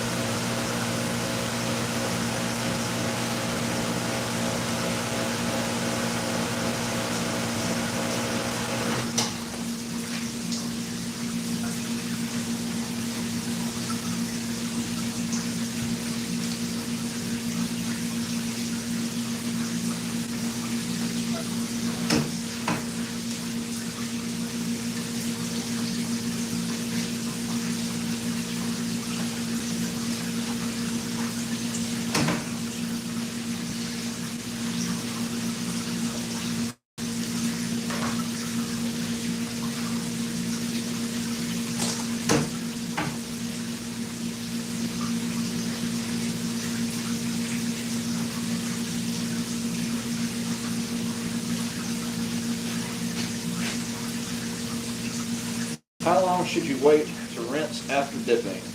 Okay, noise isn't too loud. All right, so the tank wasn't too loud. Okay, good. That was one of the things I was worried about. I was wondering if the tank cleaning the water off was going to be too loud. How long to wait to rinse after dipping? Immediately. Like, I don't wait no time. Is if your activator is done right, you should be able to rinse immediately with no issues. If you screwed up your activator, you're going to immediately know as soon as you stick it in the rinse tank.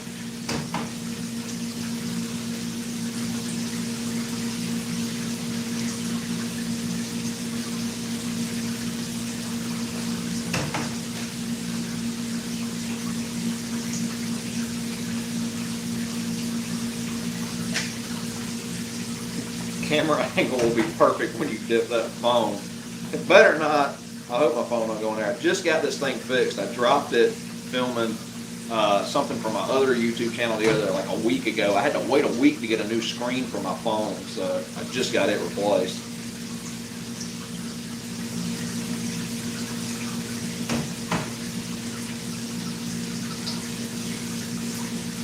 All right, main concern is, do they give you the part ready to dip, or are we supposed to be responsible to dismantle and put that together as far as consoles and remotes?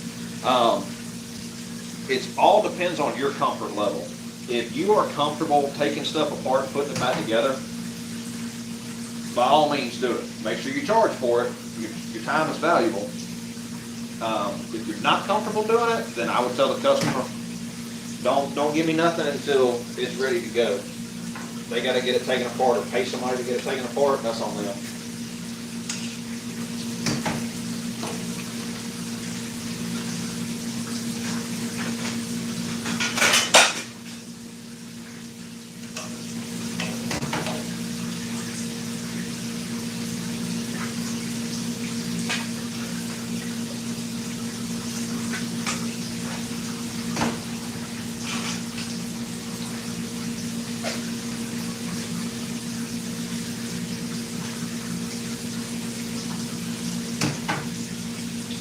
If you're out in, Keith, you're out there in California, I would go to K2. He's going to be the closest one to you.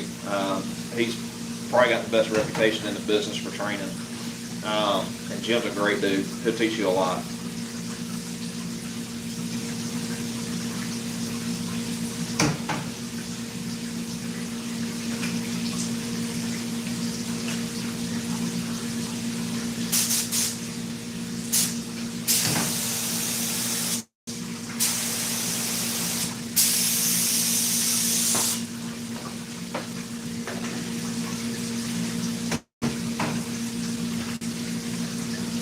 One thing you got to be careful of with patterns like this is all the faces are in one direction. They're not like in different directions.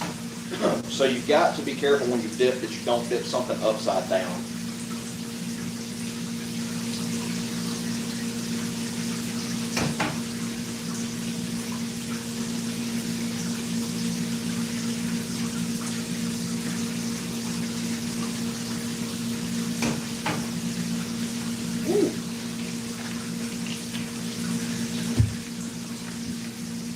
I hope you guys can see that pretty good. This controller face is kind of small. I got one skull right there. There's some creepy little zombie girl right there, and I got part of another one over here. These parts like this is kind of difficult, but it wrapped all the way around. It went all the way over. I didn't need to back tape it. So it looked pretty good. Let's dip the other one real quick, see how it turns out.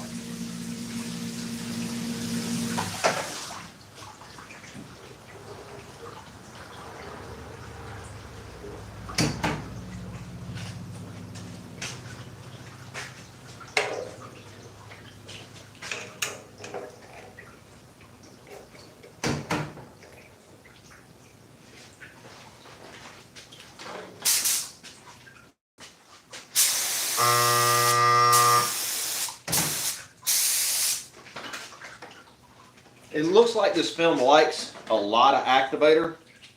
I'm doing almost 3 passes on it, and it seems to be about right.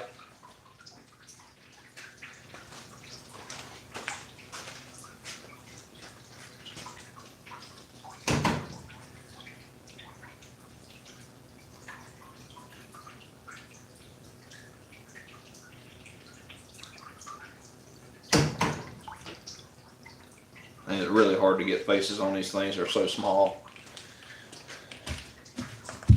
And you see I got like half of a face there, a little bit of a face there, and I got a couple of different ones going on right here. But with these real small parts and these real small patterns that are real busy, it's hard to get stuff right where you want it, but it's about the best you're going to do on a controller like this, trying to get actual faces on it.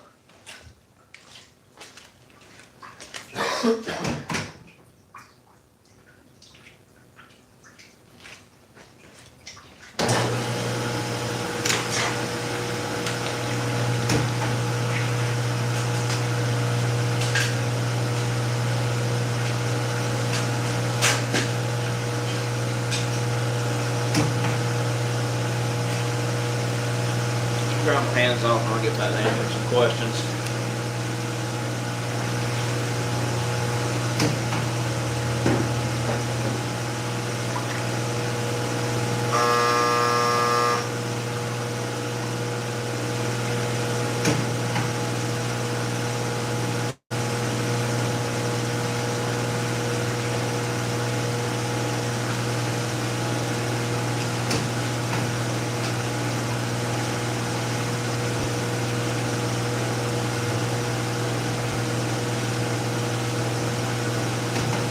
Alright, where are we at?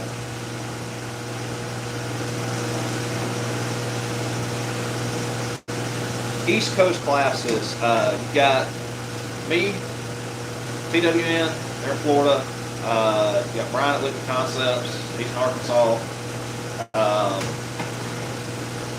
don't think Dip Pros does training.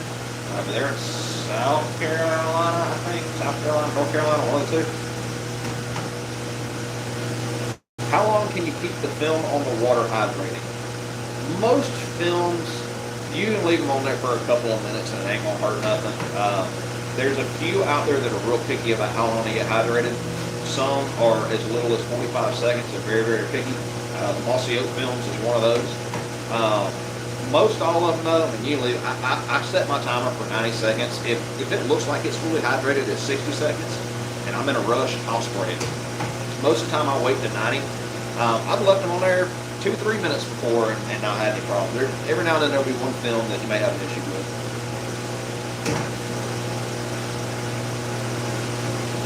Ribco in the house. What is up? Alright.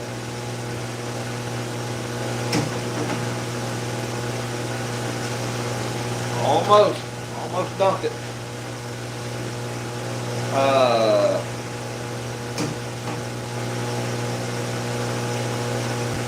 One of the tricky parts is getting a certain part of the film on a certain piece. Yeah, it is kind of difficult.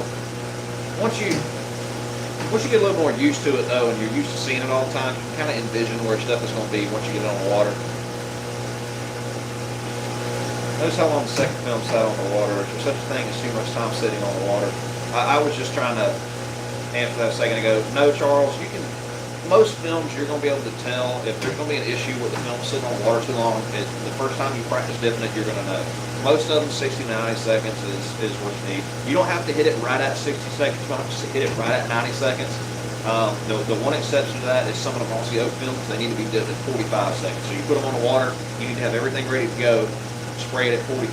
That's only for some of them, and it really depends on how old the film is. Do you front to back or just front of controller? We're going to do the backs of the controllers too. The battery cover, and I've actually got the console for the PS5. We're going to do that here in just a second. I'm going to finish up the controllers first. Watch this video, said you can heat treat everything. I do. I heat treat everything. I don't take a chance with plastics. I heat treat every little thing. For something small like a phone case or a controller, is it okay to use a blow dryer to dry the item? Yeah, you can, but what's the rush? Most of the time, you stick the part in front of a fan after you get done rinsing it off. And it's usually dry an hour or so. There ain't really no reason to be in a rush to dry something off. If you're absolutely gotta have it dried and clear coated in a matter of minutes, yeah, you can use a blow dryer or a what do they call it? Air compressor, hose on your air compressor.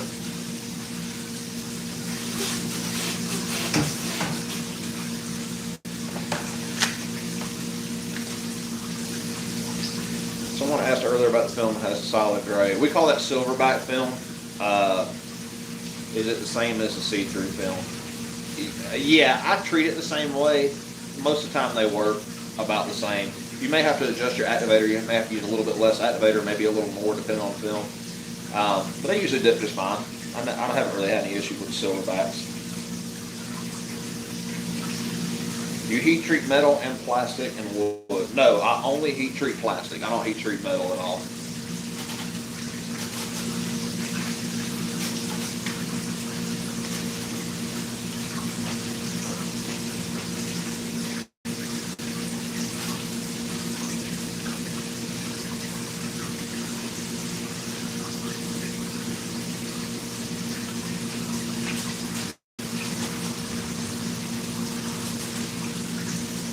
How is metal prepped? I soak it in acetone, usually overnight if I can. If not, I'll wipe it with acetone or some kind of degreaser like Prep Sol, something like that. Same thing with aluminum and steel. And then once they're clean, I sandblast them. Sandblast them with 100 grit red garnet. Blow them off and then get them clean. They're ready to paint. If they've got existing coatings on them, I'll usually remove the existing coating unless it's a really good solid coating that I know is not going anywhere, like a previously powder coated part. I may scuff the powder coat with the Sandblaster and just paint straight over it. Paint straight over the powder coat. But most of the time, I remove whatever coating is on there and get back down to bare metal. All right, let me get some more film ready and we'll dip something else.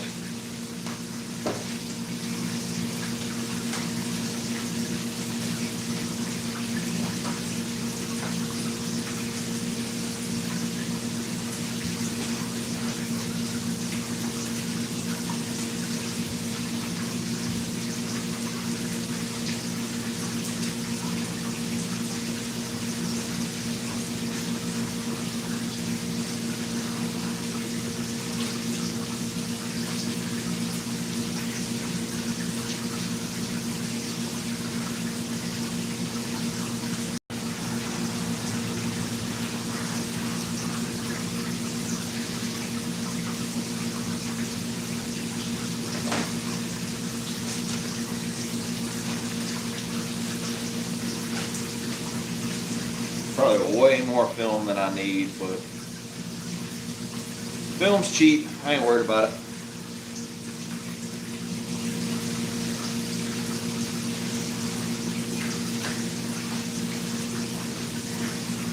I do see a lot of people get real anal about cutting their film just the right size for what they need.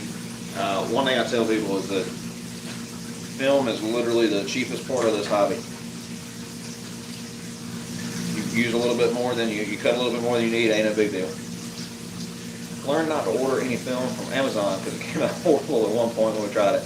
The problem with Amazon film, most of it all comes from the same place, and it's not bad film. It's just that it doesn't get stored properly. They put it in warehouses or it sits in UPS trucks for too long and it usually dries out.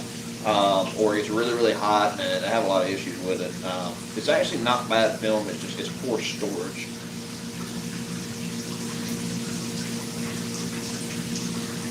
What kind of value is added to Pews after you have dipped them? That is all in the eye of the beholder. There are some people that are not in the Hydra dipping and they don't think that it adds any value, or it actually makes the value go down. There's a lot of purists out there that think that firearms should be left alone. But I would say whatever the value of the actual dip is probably what you increase the value of. So if you got a shotgun or whatever and you had it dipped, it costs $400 to get it dipped, I'd probably say to increase the value by $400. That'd be my opinion. But there's a lot of purists out there that are gonna say no, that's not the way that works.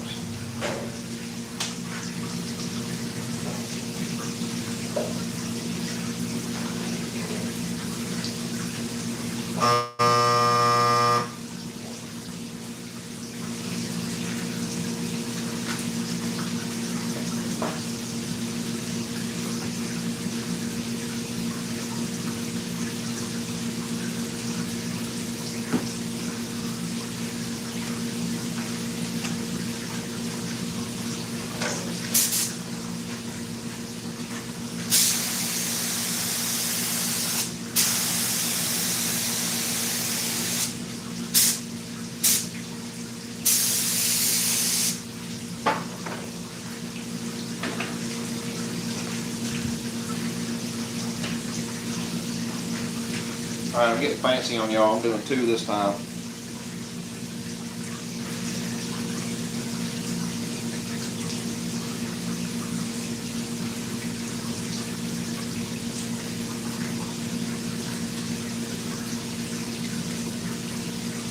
Woo-wee! That was good.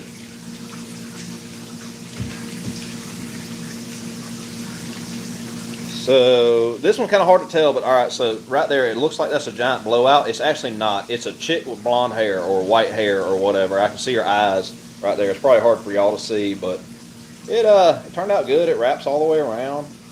You get a couple good faces on each one. That's the first one. You got this one right here. It wrapped around real good. These little zombies are creepy though. They're like some serious, like, realistic looking. They look just like that show.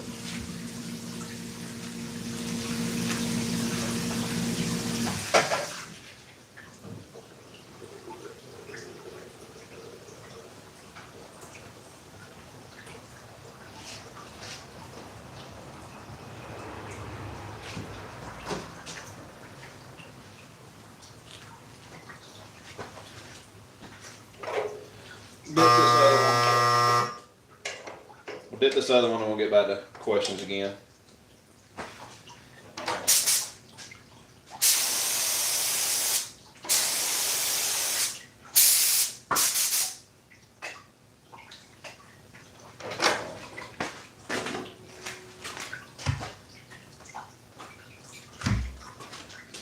I cut way too much film, but all I got is these little battery covers. So I'm going to try to get a face on each one.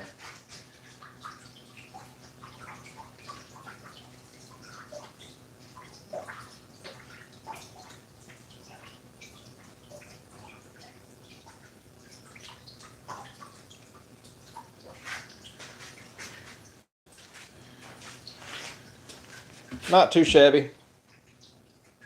Got a little skull on that one. And another couple of faces on that one. They turned out pretty good.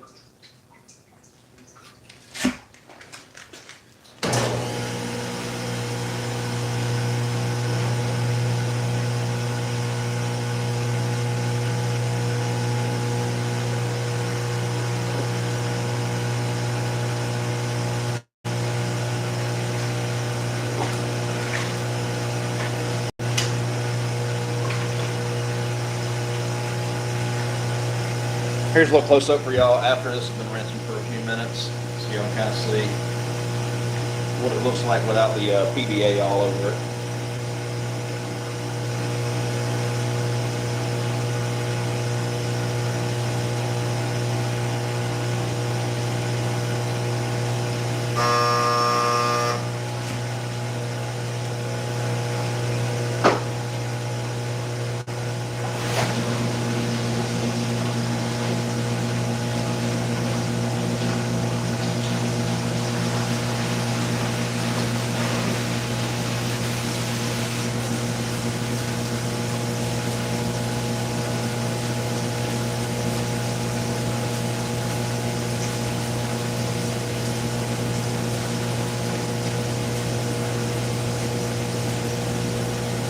Where do you get the majority of your films? I get my films from all over the place. I don't have any one particular place that I buy film from. It depends on what the customer wants. I buy from anybody. The only films I don't buy are custom films. I refuse to work with custom films at all. Someone wanted me to dip glass bottom. I only did metal and plastic so far. Any tips on prep? Or is it doable? Yeah, glass is actually fairly simple. You gotta have a sandblaster. And you need either aluminum oxide or red garnet glass media. Don't use too high of a pressure. Usually around 60 to 80 is good. But all you do is just etch the surface of the glass. Excuse me. You'll etch the surface of the glass with a sandblaster and paint it and dip like normal. That's it. You can use a paint like One Hit Wonder that's got an adhesive motor built into it. It'll help it stick better to the glass. But it's pretty normal. You can do it like normal. Can you dip a more flexible phone case? No, those flexible phone cases are made out of silicone. Nothing sticks to silicone. That's why it's silicone. anything rubber, or over molded plastic or silicone, I don't even try to do. Perfect face placement. Yeah, baby, I got it. First try. I'm glad I hadn't screwed nothing up. I was really worried I was going to come in here and not be able to get it to work right. But we're on it now. So, and I haven't tried this film with other activators. I picked up what I had in the gun. I was using ink drink last time I was out here working, and I just picked it up. That's the first one I went with, and it seems to work really good with this. I'm sure this will work really good with Mossy Sauce, Super Brew, K2 Super Brew. I'm sure it'll work with the Demon Premium LED activator. Just gotta play around with it.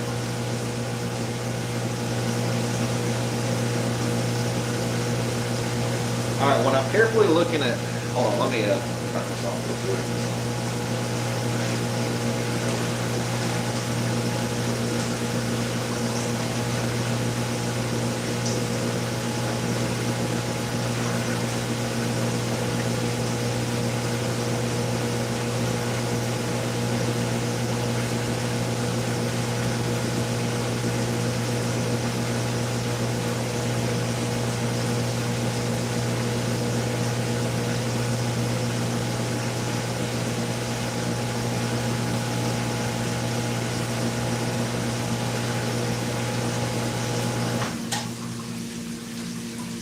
All right, what I'm looking for after I activate and I get down and I'm looking at the water, what I'm looking for is to see if the film has glassed out. What that is the film has absorbed the activator and it has activated the film, and there is nothing but ink just floating on top of the water and a little bit of PVA. If I'm looking at it and it looks grainy or it's got a texture to it, I know that there's not enough activator on it. I need to put more activator on it. It's really hard to tell just looking at it if it's over activated on the water. That's just one of those practice things you've got to kind of practice and see. But that's what I'm looking for when I get done spraying. I'm kind of getting down on the water. I'm looking to see if it's properly activated or not. Once I activate the film and leave it for like 30 seconds, it starts to evaporate across the water and stretch out. That's because you're not using dams or tape. I'm actually doing a video on this. I just filmed it like 2 days ago. I've got to edit it. But long story short, all right, so what you see me grabbing down here is these little dams. They're just little pieces of aluminum angle, and that is what I use to hold the film in place. When you put a piece of film on the water, if there's nothing to hold it in place and keep it from stretching, when you activate it, it's just going to go wherever it wants to go. So if you don't have dams like this that I have pre-built from aluminum or stainless steel, what you can do is you can use tape.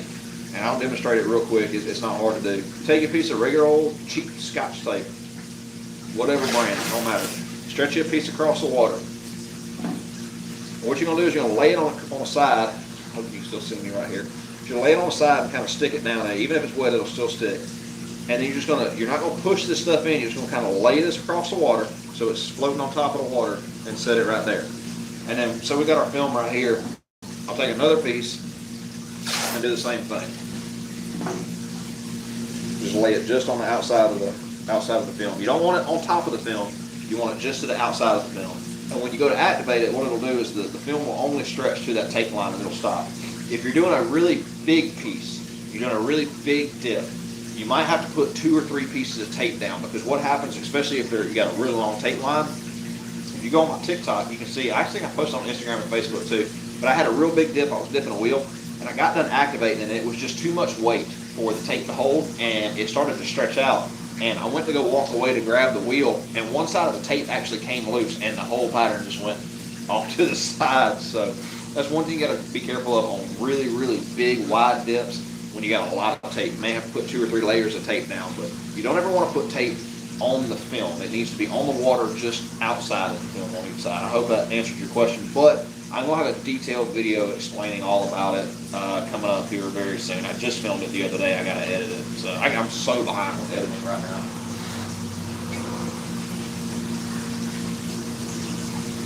What PSI you setting on the Sandblaster to prep speed shapes? Speed shapes have no prep. That's what I love about speed shapes. They're ABS plastic. You can dip straight to them. You can paint them if you want. I prefer when people are new, I tell them, I said, paint the speed shapes first. because you need to practice dipping as close to what you're actually going to be dipping as possible. Speed shapes don't have any paint dip, just a slight bit different than speed shapes that have been painted. You want to practice on something that you've actually painted, because that's what you're going to be dipping when you go to start dipping for real is stuff that you've painted. So get your speed shapes. All I do is take some Prep-Sol or some naphtha or degrease or whatever you want, wipe the outside of them. I take a piece of tape and stick it to the inside so I have something to hold on to, and they're good to go. You can paint straight to them, you can dip straight to them, you can do whatever you want to with them. But that's why I love speed shapes. People bitch because they're $1 a piece, but or you can get them for 50 cents a piece sometimes, but they're easy. You grab one off the shelf, clean it real quick, put a piece of tape on it, and dip it. Or you can go run down there and paint it. There's no scuffing, no sandblasting, none of that stuff. What makes you avoid custom films? The nicest way possible that I can say this is they all suck. I have never had one in my shop that I have been able to get work correctly. With that being said, I have not tried all of them, and I have not tried the newest one from Liquid Concepts. I have talked to them about it because I was going to have a film made from Liquid Concepts, and they swear up and down that it works, and I believe them. I just haven't tried it yet. I haven't had time, and the one project that I needed a custom film for is just not on my radar right now. It's one of my demo Pews for the shop. I don't have time to do it right now. Eventually I'm going to, because I want to use that film. But all the other manufacturers that I've tried from, I've tried 3 or 4 different ones, they all suck. They had nothing but problems. And I get constantly messages from people on Patreon. I'm even doing a video on Patreon about custom films right now. Just nothing but problems. There's no consistency to it. They seem to be extremely activator picky, and they're just really, really hard to get a judge on what the film wants on the water. So I avoid custom films at all costs. If I have a customer come in and they say, hey, I want something done in custom films, I tell them bye. I just send them to Liquid Concepts. They got it figured out, let them do it. I ain't got time to mess with it. My other problem with it is it's expensive, and I understand why, because we don't have the same machinery that they do over in China to make these films, so it's more expensive to be made here. But a film that costs $10, $12 a meter here is that's pretty normal. 14, 16 is a little on the high side, but I'm starting to get that's starting to become more the norm. $40 a meter for film is freaking ridiculous. I mean, $40 is way too much, and I'm not complaining about the price. I understand it probably costs them that much to make. And I completely understand that. But there's so many films out there, so many patterns, and so many things that we can do custom. If you can't find something, I'm not paying $40 a meter for film for you to have a custom film made. And plus, most of the places charge a fee to actually develop the image that you need. And I'm not real computer savvy. I know that I look like I do because I do YouTube full time, but I'm not very computer savvy at all. I don't do graphic design very well, so I don't mess with it. Second that, the prices, some of y'all have experienced the same thing. Do some people say to tape the film on all 4 sides? Yes. That goes back to what I was saying about RC car bodies earlier. Some idiot on YouTube made a video showing that you got to tape all 4 sides, and that video got really popular, and now everybody thinks that you got to tape all 4 sides. You can, and you may get away with it on some films. But on most films, you're going to have problems. And depending on the object that you're dipping, if you're just dipping a flat object that doesn't have any curvature to it, you probably get away with taping all 4 sides. There's a better way to do it, though. You just got to learn how to put the film on the water the right way. I've got a video all about it. It is called, what's the name of that video? It's one of my most popular videos on the channel. I think it's like the #2 video. I think it's called Stop Doing This. I think that's what the video says. It's called Stop Doing This. The correct way to put film on the water, I think is what it's called. But in that video, I explain why the way that I do it with no tape is better than the way with tape. It's more consistent, it's more repeatable. That's the thing about, I preach this all the time, and y'all probably heard me say it before, but repeatability and consistency is key in this hobby and in this business. There's so many varying factors. There's so many different paints. There's so many different primers, different activators, different substrates, different ways that things have to be dipped. Anything that you can do to eliminate variables and make things consistent for you, your life will be easier in the long run. With tape, there's some films that just cannot be taped. No matter what you do, they will never work. They'll crinkle up on themselves, they'll fold up on themselves, or they won't stretch, or you'll go to dip something, you'll get about halfway in, and then the film just rips. it's easier to learn how to do it without tape and just never use tape and learn how to dip that way than it is to dip with all of the problems that you may have from trying to learn how to dip with tape. So in my opinion, it's not worth it.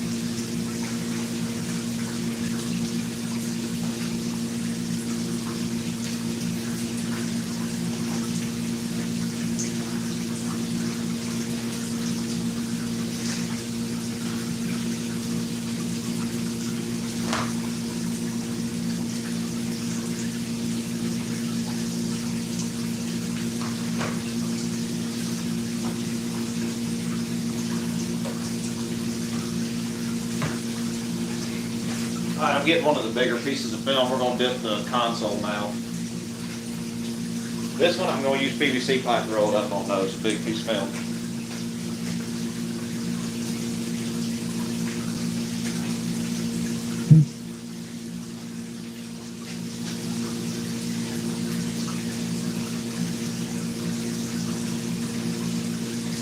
Thank you for reminding me about the compressor, Terry. Let me go check it real quick.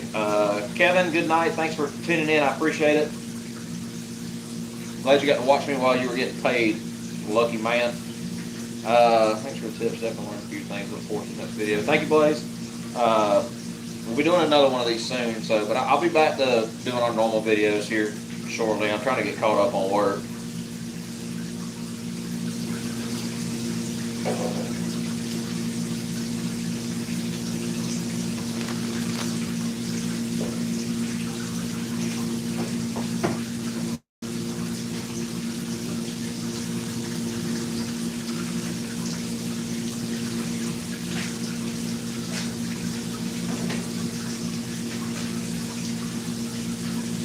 One thing I've noticed about this film is when you get on water, I don't know how well y'all can see this from the angle y'all are at, but it takes it about 10 to 15 seconds for it to really start soaking up some water, and then as soon as it soaks up the water, it expands really big, and the whole film wrinkles over.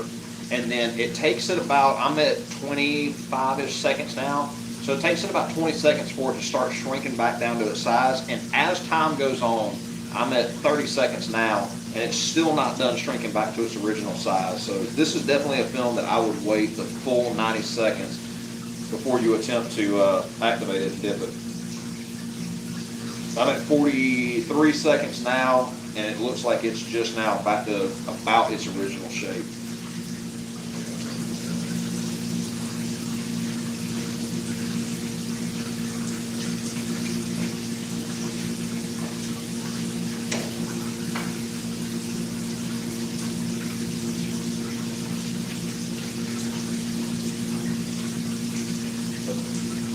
Don't get it done. We'll have to use tape on this one.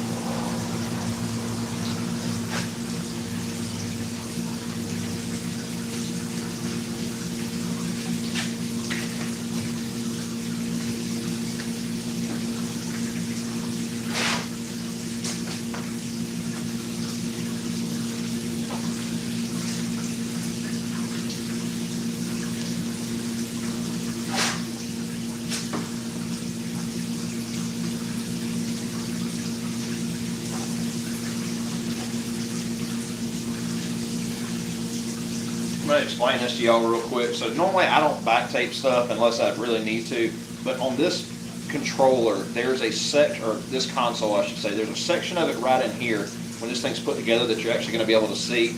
And I don't want to dip this and have the pattern come up over the back side of it and break or stretch and look like crap. So what I'm doing is I just put some tape up here just to protect this backside paint.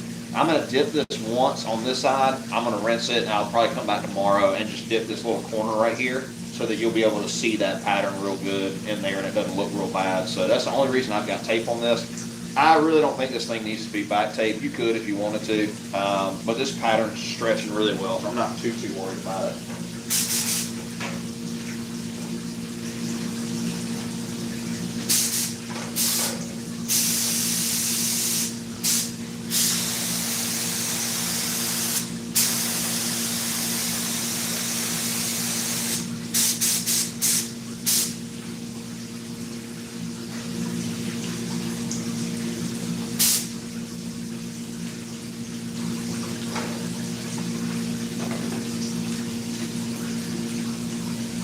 The other thing about this, you got to remember which side is up, because these consoles stand up like this, so you got to dip it in the right orientation.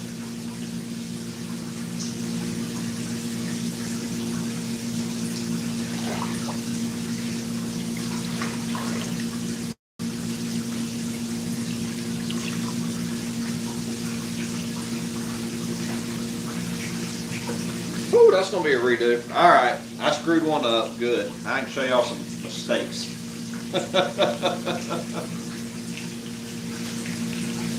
All right, so what had happened was when I activated this, I was a little bit too close to the water, and it stretched in this section right here. So when I was activating back and forth, I got too close, and the activator was actually pushing the film around on the water. And when I tried to push it back, some of the ink actually started to dissipate. So right in here, because you can see this all right up in here looks real good, but then down here you can see how it starts to stretch. So this whole section right here, it looks like garbage. So I'll have to strip this, or I'm gonna have to repaint this and redip it tomorrow. But yeah, that didn't turn out too good. So we'll try the other one, see if I can get it better on the next one. Also, I've got just a couple. I could have added just a little bit more activator. I got a couple little spots right in here that were slightly underactivated. And yeah, I got quite a few of them actually now that it's sitting. So I probably could have put a little bit more activator on that one, but you see, hell, I'm in here dipping away, no problems, and all of a sudden something happens. So it's just part of it.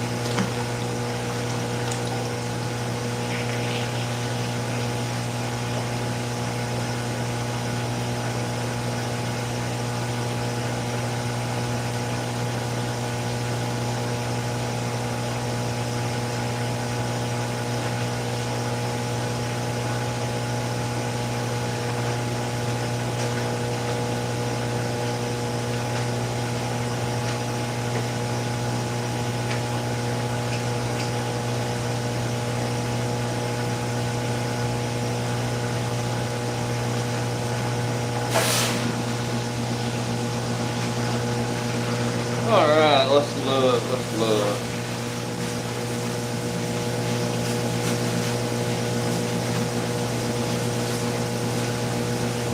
What would you say is the hardest part about Hydra dipping and Hydrographics?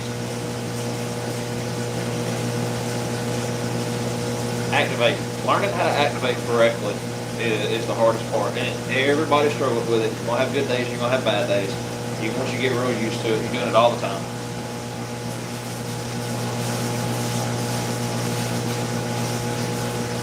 But activating is the one part that takes the most skill, and it's not one of those things where everybody does it the exact same way. So people have different techniques.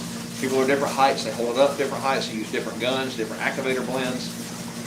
It's just there's so much that goes into it. Once you get it, you get it. It becomes second nature. And you'll still mess up. You'll have bad days. You'll have good days. Like I just had one right now. Held the gun too close. Moved the film around on the water too much. It happens. But that is definitely the hardest part, is learning how to activate correctly. The dipping part's actually pretty easy.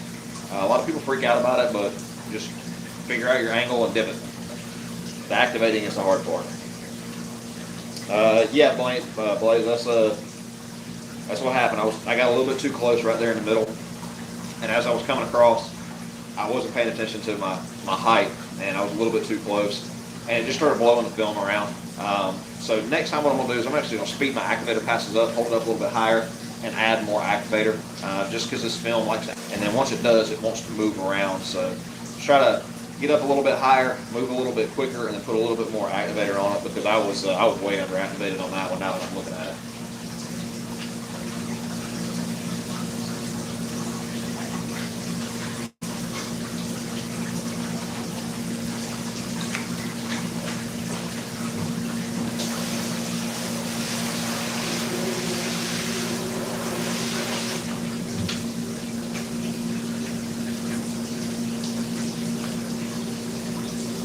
All right, y'all give me just a second to get another piece of film cut, and then we will do this again. We got the other side of the console we got to dip. And then I got those two earmuff things that I got to dip that they go to some kind of aviation helmet. So we'll dip those two, and then we'll call it a night. We've been on here for a while.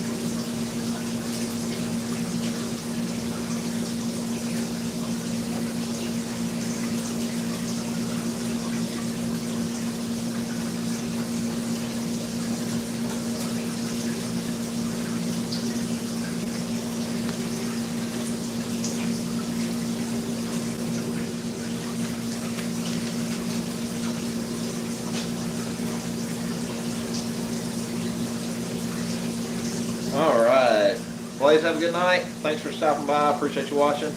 Anybody else still here with me? I think we got a few people still in here. Get this other side dipped.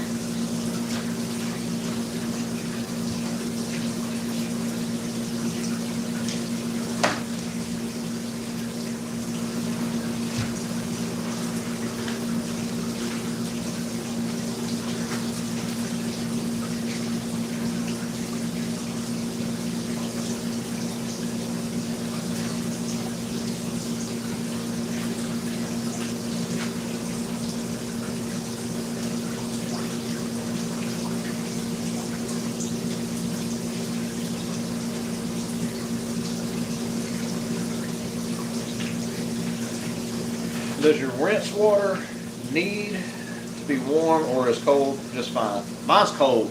I have a heater in my tank, but I forgot to turn it on today. That water is like 55 degrees. I don't think it got over 49 today, and I didn't have the AC running in the shop today. You can use cold water. It just takes longer to get the PVA off. The warmer the water is, the better. You want to be, as long as it's less than the temperature that you dipped at. So if you're dipping water is 90 degrees, make sure your rinse tank is 87 or below, and you should be fine.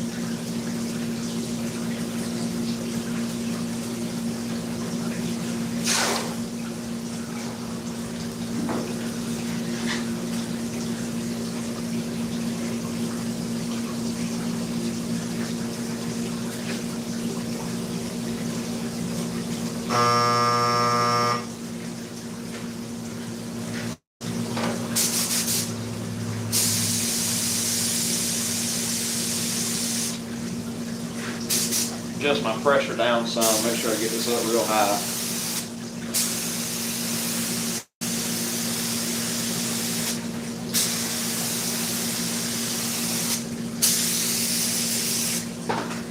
Much better that time.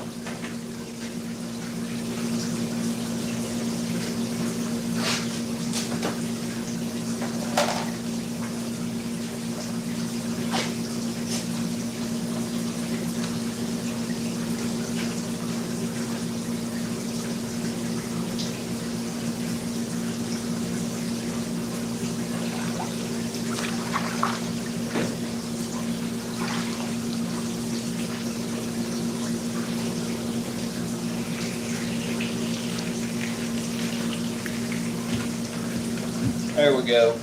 That is a lot better. I actually forgot to wipe this one off. I got a little bit of dust on it. There's some little small spots, and it's still just slightly under activated.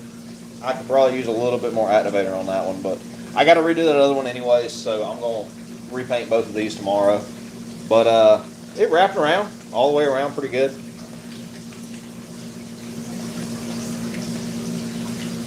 Not a bad looking pattern. That's cool. Needs a lot of activator though. Or a different activator. I may try a different one tomorrow and see if I can get something to work a little better. This ink drink is doing okay, but I'm still coming into a little bit of under activation issues with it. So.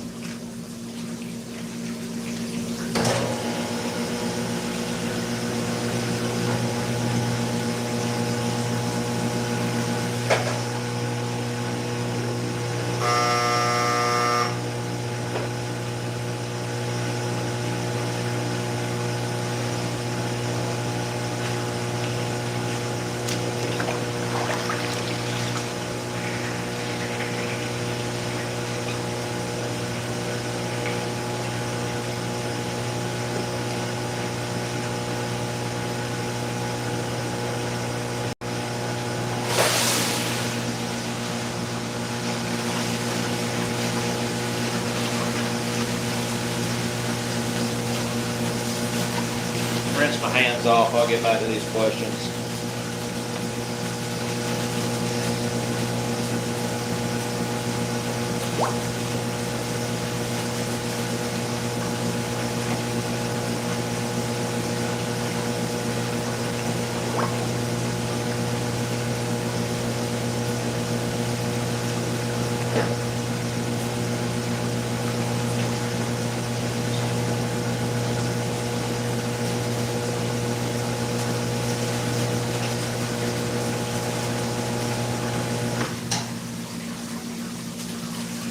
Do you leave your tank heater on all the time? Most of the time, yes, Terry. The only time I don't is if, like say early in the week, like say I come in on Sunday and I know I'm going to be doing a bunch of Cerakote stuff for 2 or 3 days, I'll turn the tank off, and then the night before I'm going to start back dipping again, I'll turn the tank back on and get it heated up.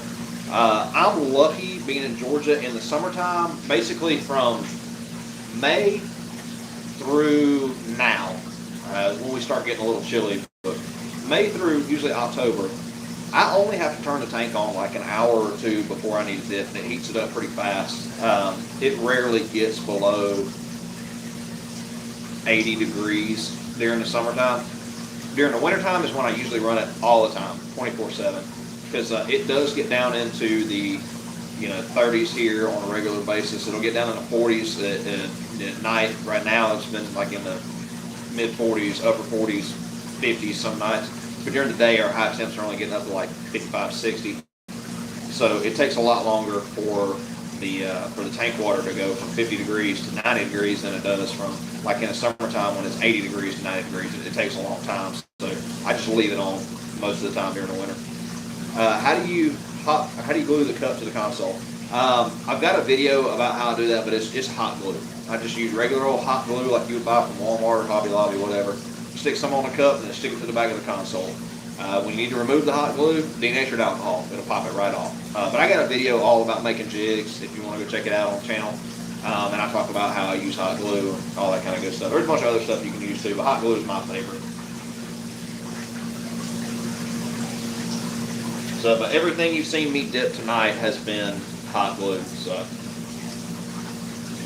if y'all got any more questions, go ahead and drop them down. Because I'm about to call it a night here soon. Since I've got to redo those other parts tomorrow, I'll switch activators. I got to paint those again tomorrow. So I'll give y'all a few more minutes to ask any more questions that you got, and then we'll call it a night. We've been on here a little over 2 hours now, so. It's and also I'm curious, what did y'all think about tonight? The few of y'all that are still here, did you like it? Not like it? I know I spent a lot of time answering questions at first, and it took me a while to get to the dipping. I would like to next time when I do this again, I'm hoping I'm going to have a helper here so they can actually read questions off to me while I'm dipping, and I can answer. I can just kind of talk while I'm dipping, and I'll have a lot more stuff to do. But yeah, y'all let me know what you thought about it in the comments real quick. If you got any suggestions, sound, angles, if I need to move the camera, anything like that, let me know. But let me put this film up real quick, and I'm gonna come back and check and see what y'all got, and I'll show you this this thing once it comes out of the rinse tank, and then we'll call it a night.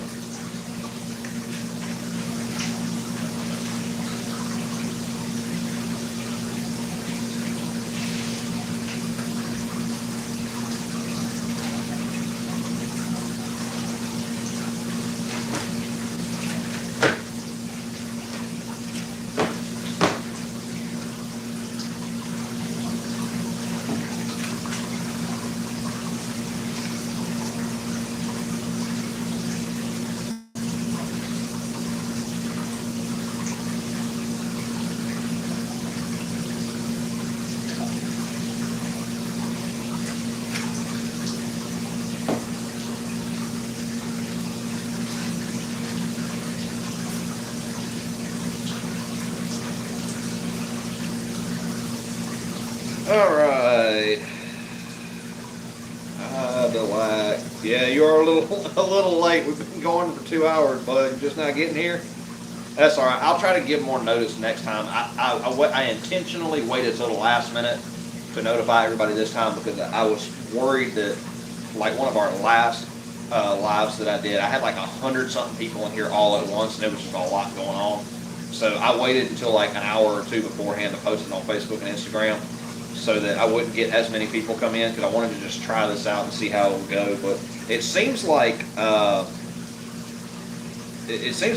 everybody seemed to like it. I'm going to go through and read the comments again tomorrow when I'm editing this, and before I post it up on YouTube, to see if there's any suggestions. But yeah, next time you'll have more notice. I'll probably post it a couple of days ahead of time and say, hey, we're going to be doing live dipping on this date, so you can watch the whole thing. But I'm also going to post this on YouTube tomorrow, so if you want to come back and watch it later on this week or something, you can watch the whole 2-hour ordeal. Do more, so helpful. Charles and Vision the Kid, do y'all just want to see the dipping part? Is that what y'all are most interested in seeing when I do lives, or would y'all want to do the paint booth? I know the paint booth would kind of be a little difficult because it's loud in there. I guess I could figure out how to mute it so it's not so loud, and then just turn it off in between paint coats. But that's something that we could do if that's something you are interested in. But this seems to be the part that most people struggle with, is the activating and the dipping. So if we need to, we can do this again. Hopefully next time I'll have more time to actually dip, and I won't take as much time answering questions. I talk a lot. I'm used to talking on the phone all day long, and when I got people in here, customers, and then going to the gun stores and stuff, so I get talking, and that's my fault. I should have probably started dipping a little earlier. How do you feel about using spray paint on the water to dip? I mean, it's cool. I've never done it myself. I've seen a lot of people do it on YouTube, and it looks cool, but there's really nothing to it. It's just you spray some spray paint on the water and you just dip it. That's all there is to it. It's completely custom, but there's no graphic design to it. I like the patterns, so that's why I stuck with it the way that I do it. Is your dip tank custom made, or where did you get it? No, this one is actually made by TWN. This is a great tank. I love this tank. If I was ever to replace this tank, I would get another one just like it, except for maybe a little bit smaller. I like the length of it. I'm not crazy about the width. I take that back. I've had like maybe 2 or 3 projects where I've actually had to dip something that was 5 feet wide. But the thing is, the biggest film that they make is 100 centimeters. All right, so you put this on the water.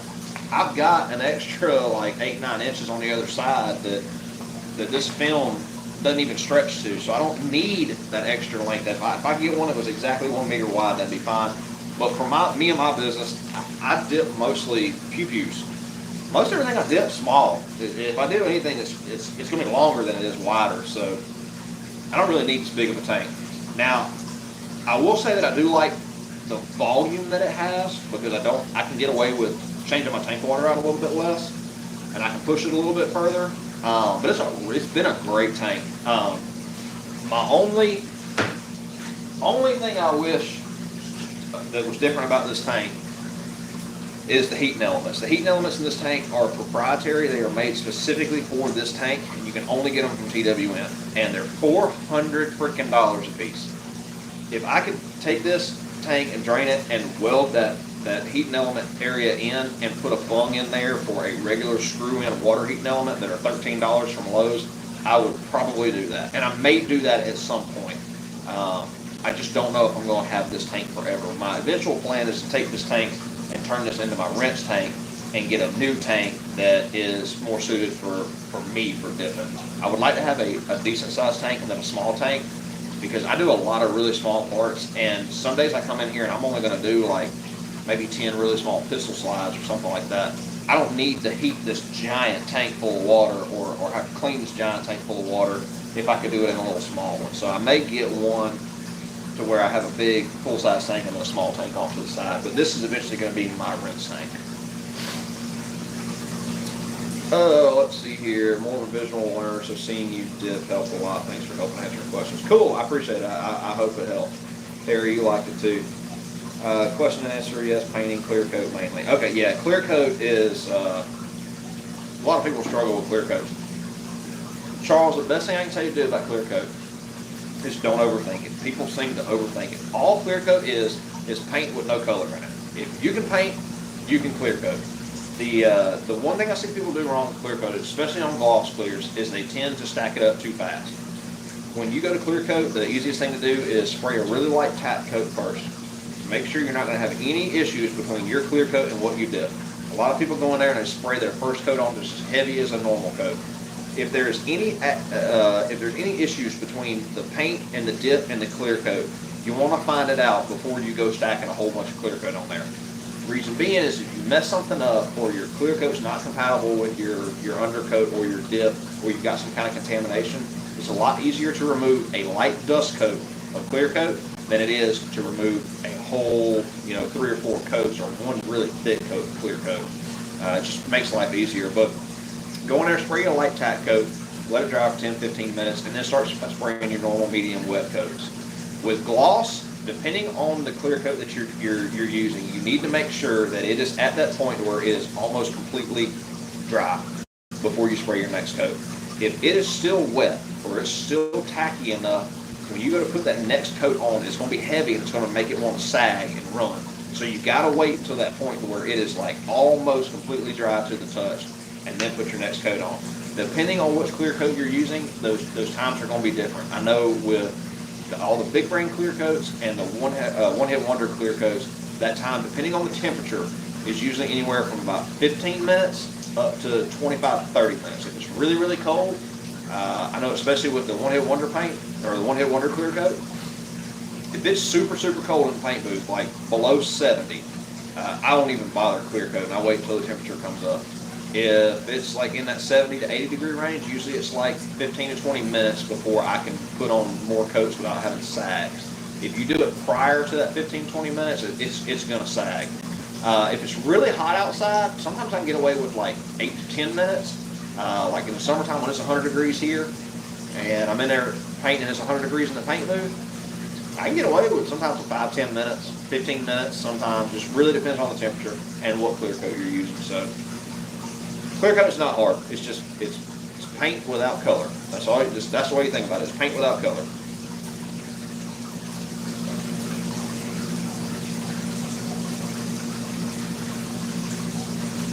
Terry bought a 24-inch by 45-inch tank for home. Yep, that's a good size tank. That's really all you need. You don't really need anything big to do the stuff that me and Terry do. So, but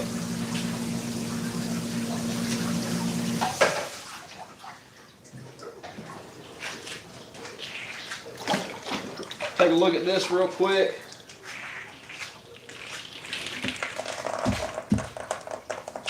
Overall, not too bad. If I wanted to, I could touch this up and you would never be able to tell that it was slightly underactivated in a few spots. You get up close and you can see there's a few little spots here. I actually think my gun was spitting right there. We got a little spot there, a couple little dots here. I could probably touch those up, but I'm not going to. I got to repaint the other one anyways. I'm going to change activators and try a different activator. Not bad though. Not a bad pattern at all. It stretches really well. It goes around corners real well. So you pull this tape off. Yeah, see this little part right here on these PlayStation 5s, when you put the console together, this part is actually visible. So I would dip the back side of this separately so that it would actually have some pattern to it, because if not, it's going to stretch and kind of go around this edge and not look too pretty. But overall, not bad. Really cool pattern.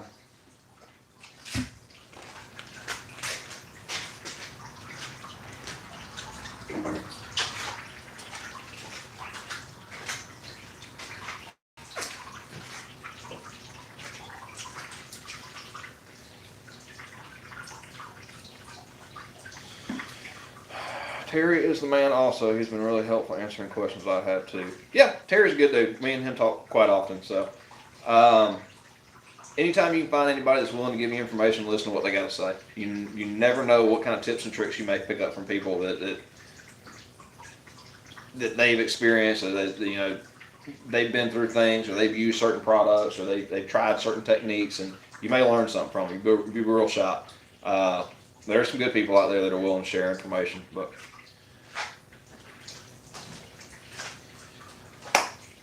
All right, ladies and gentlemen, boys and girls, that is going to do it for tonight. I have got to go get caught up on emails and get some other stuff done before I go to bed, and I got to get up early in the morning and get back to this. So I appreciate all of you tagging along tonight, letting me test dummy this on y'all. I hope y'all enjoyed it. If y'all have any questions or comments, leave them down in the comment section below. I'll still be checking comments regularly on this video after I post it live on YouTube tomorrow. So appreciate it, guys. If y'all need anything else, you know how to get in touch with me. See y'all on the next one.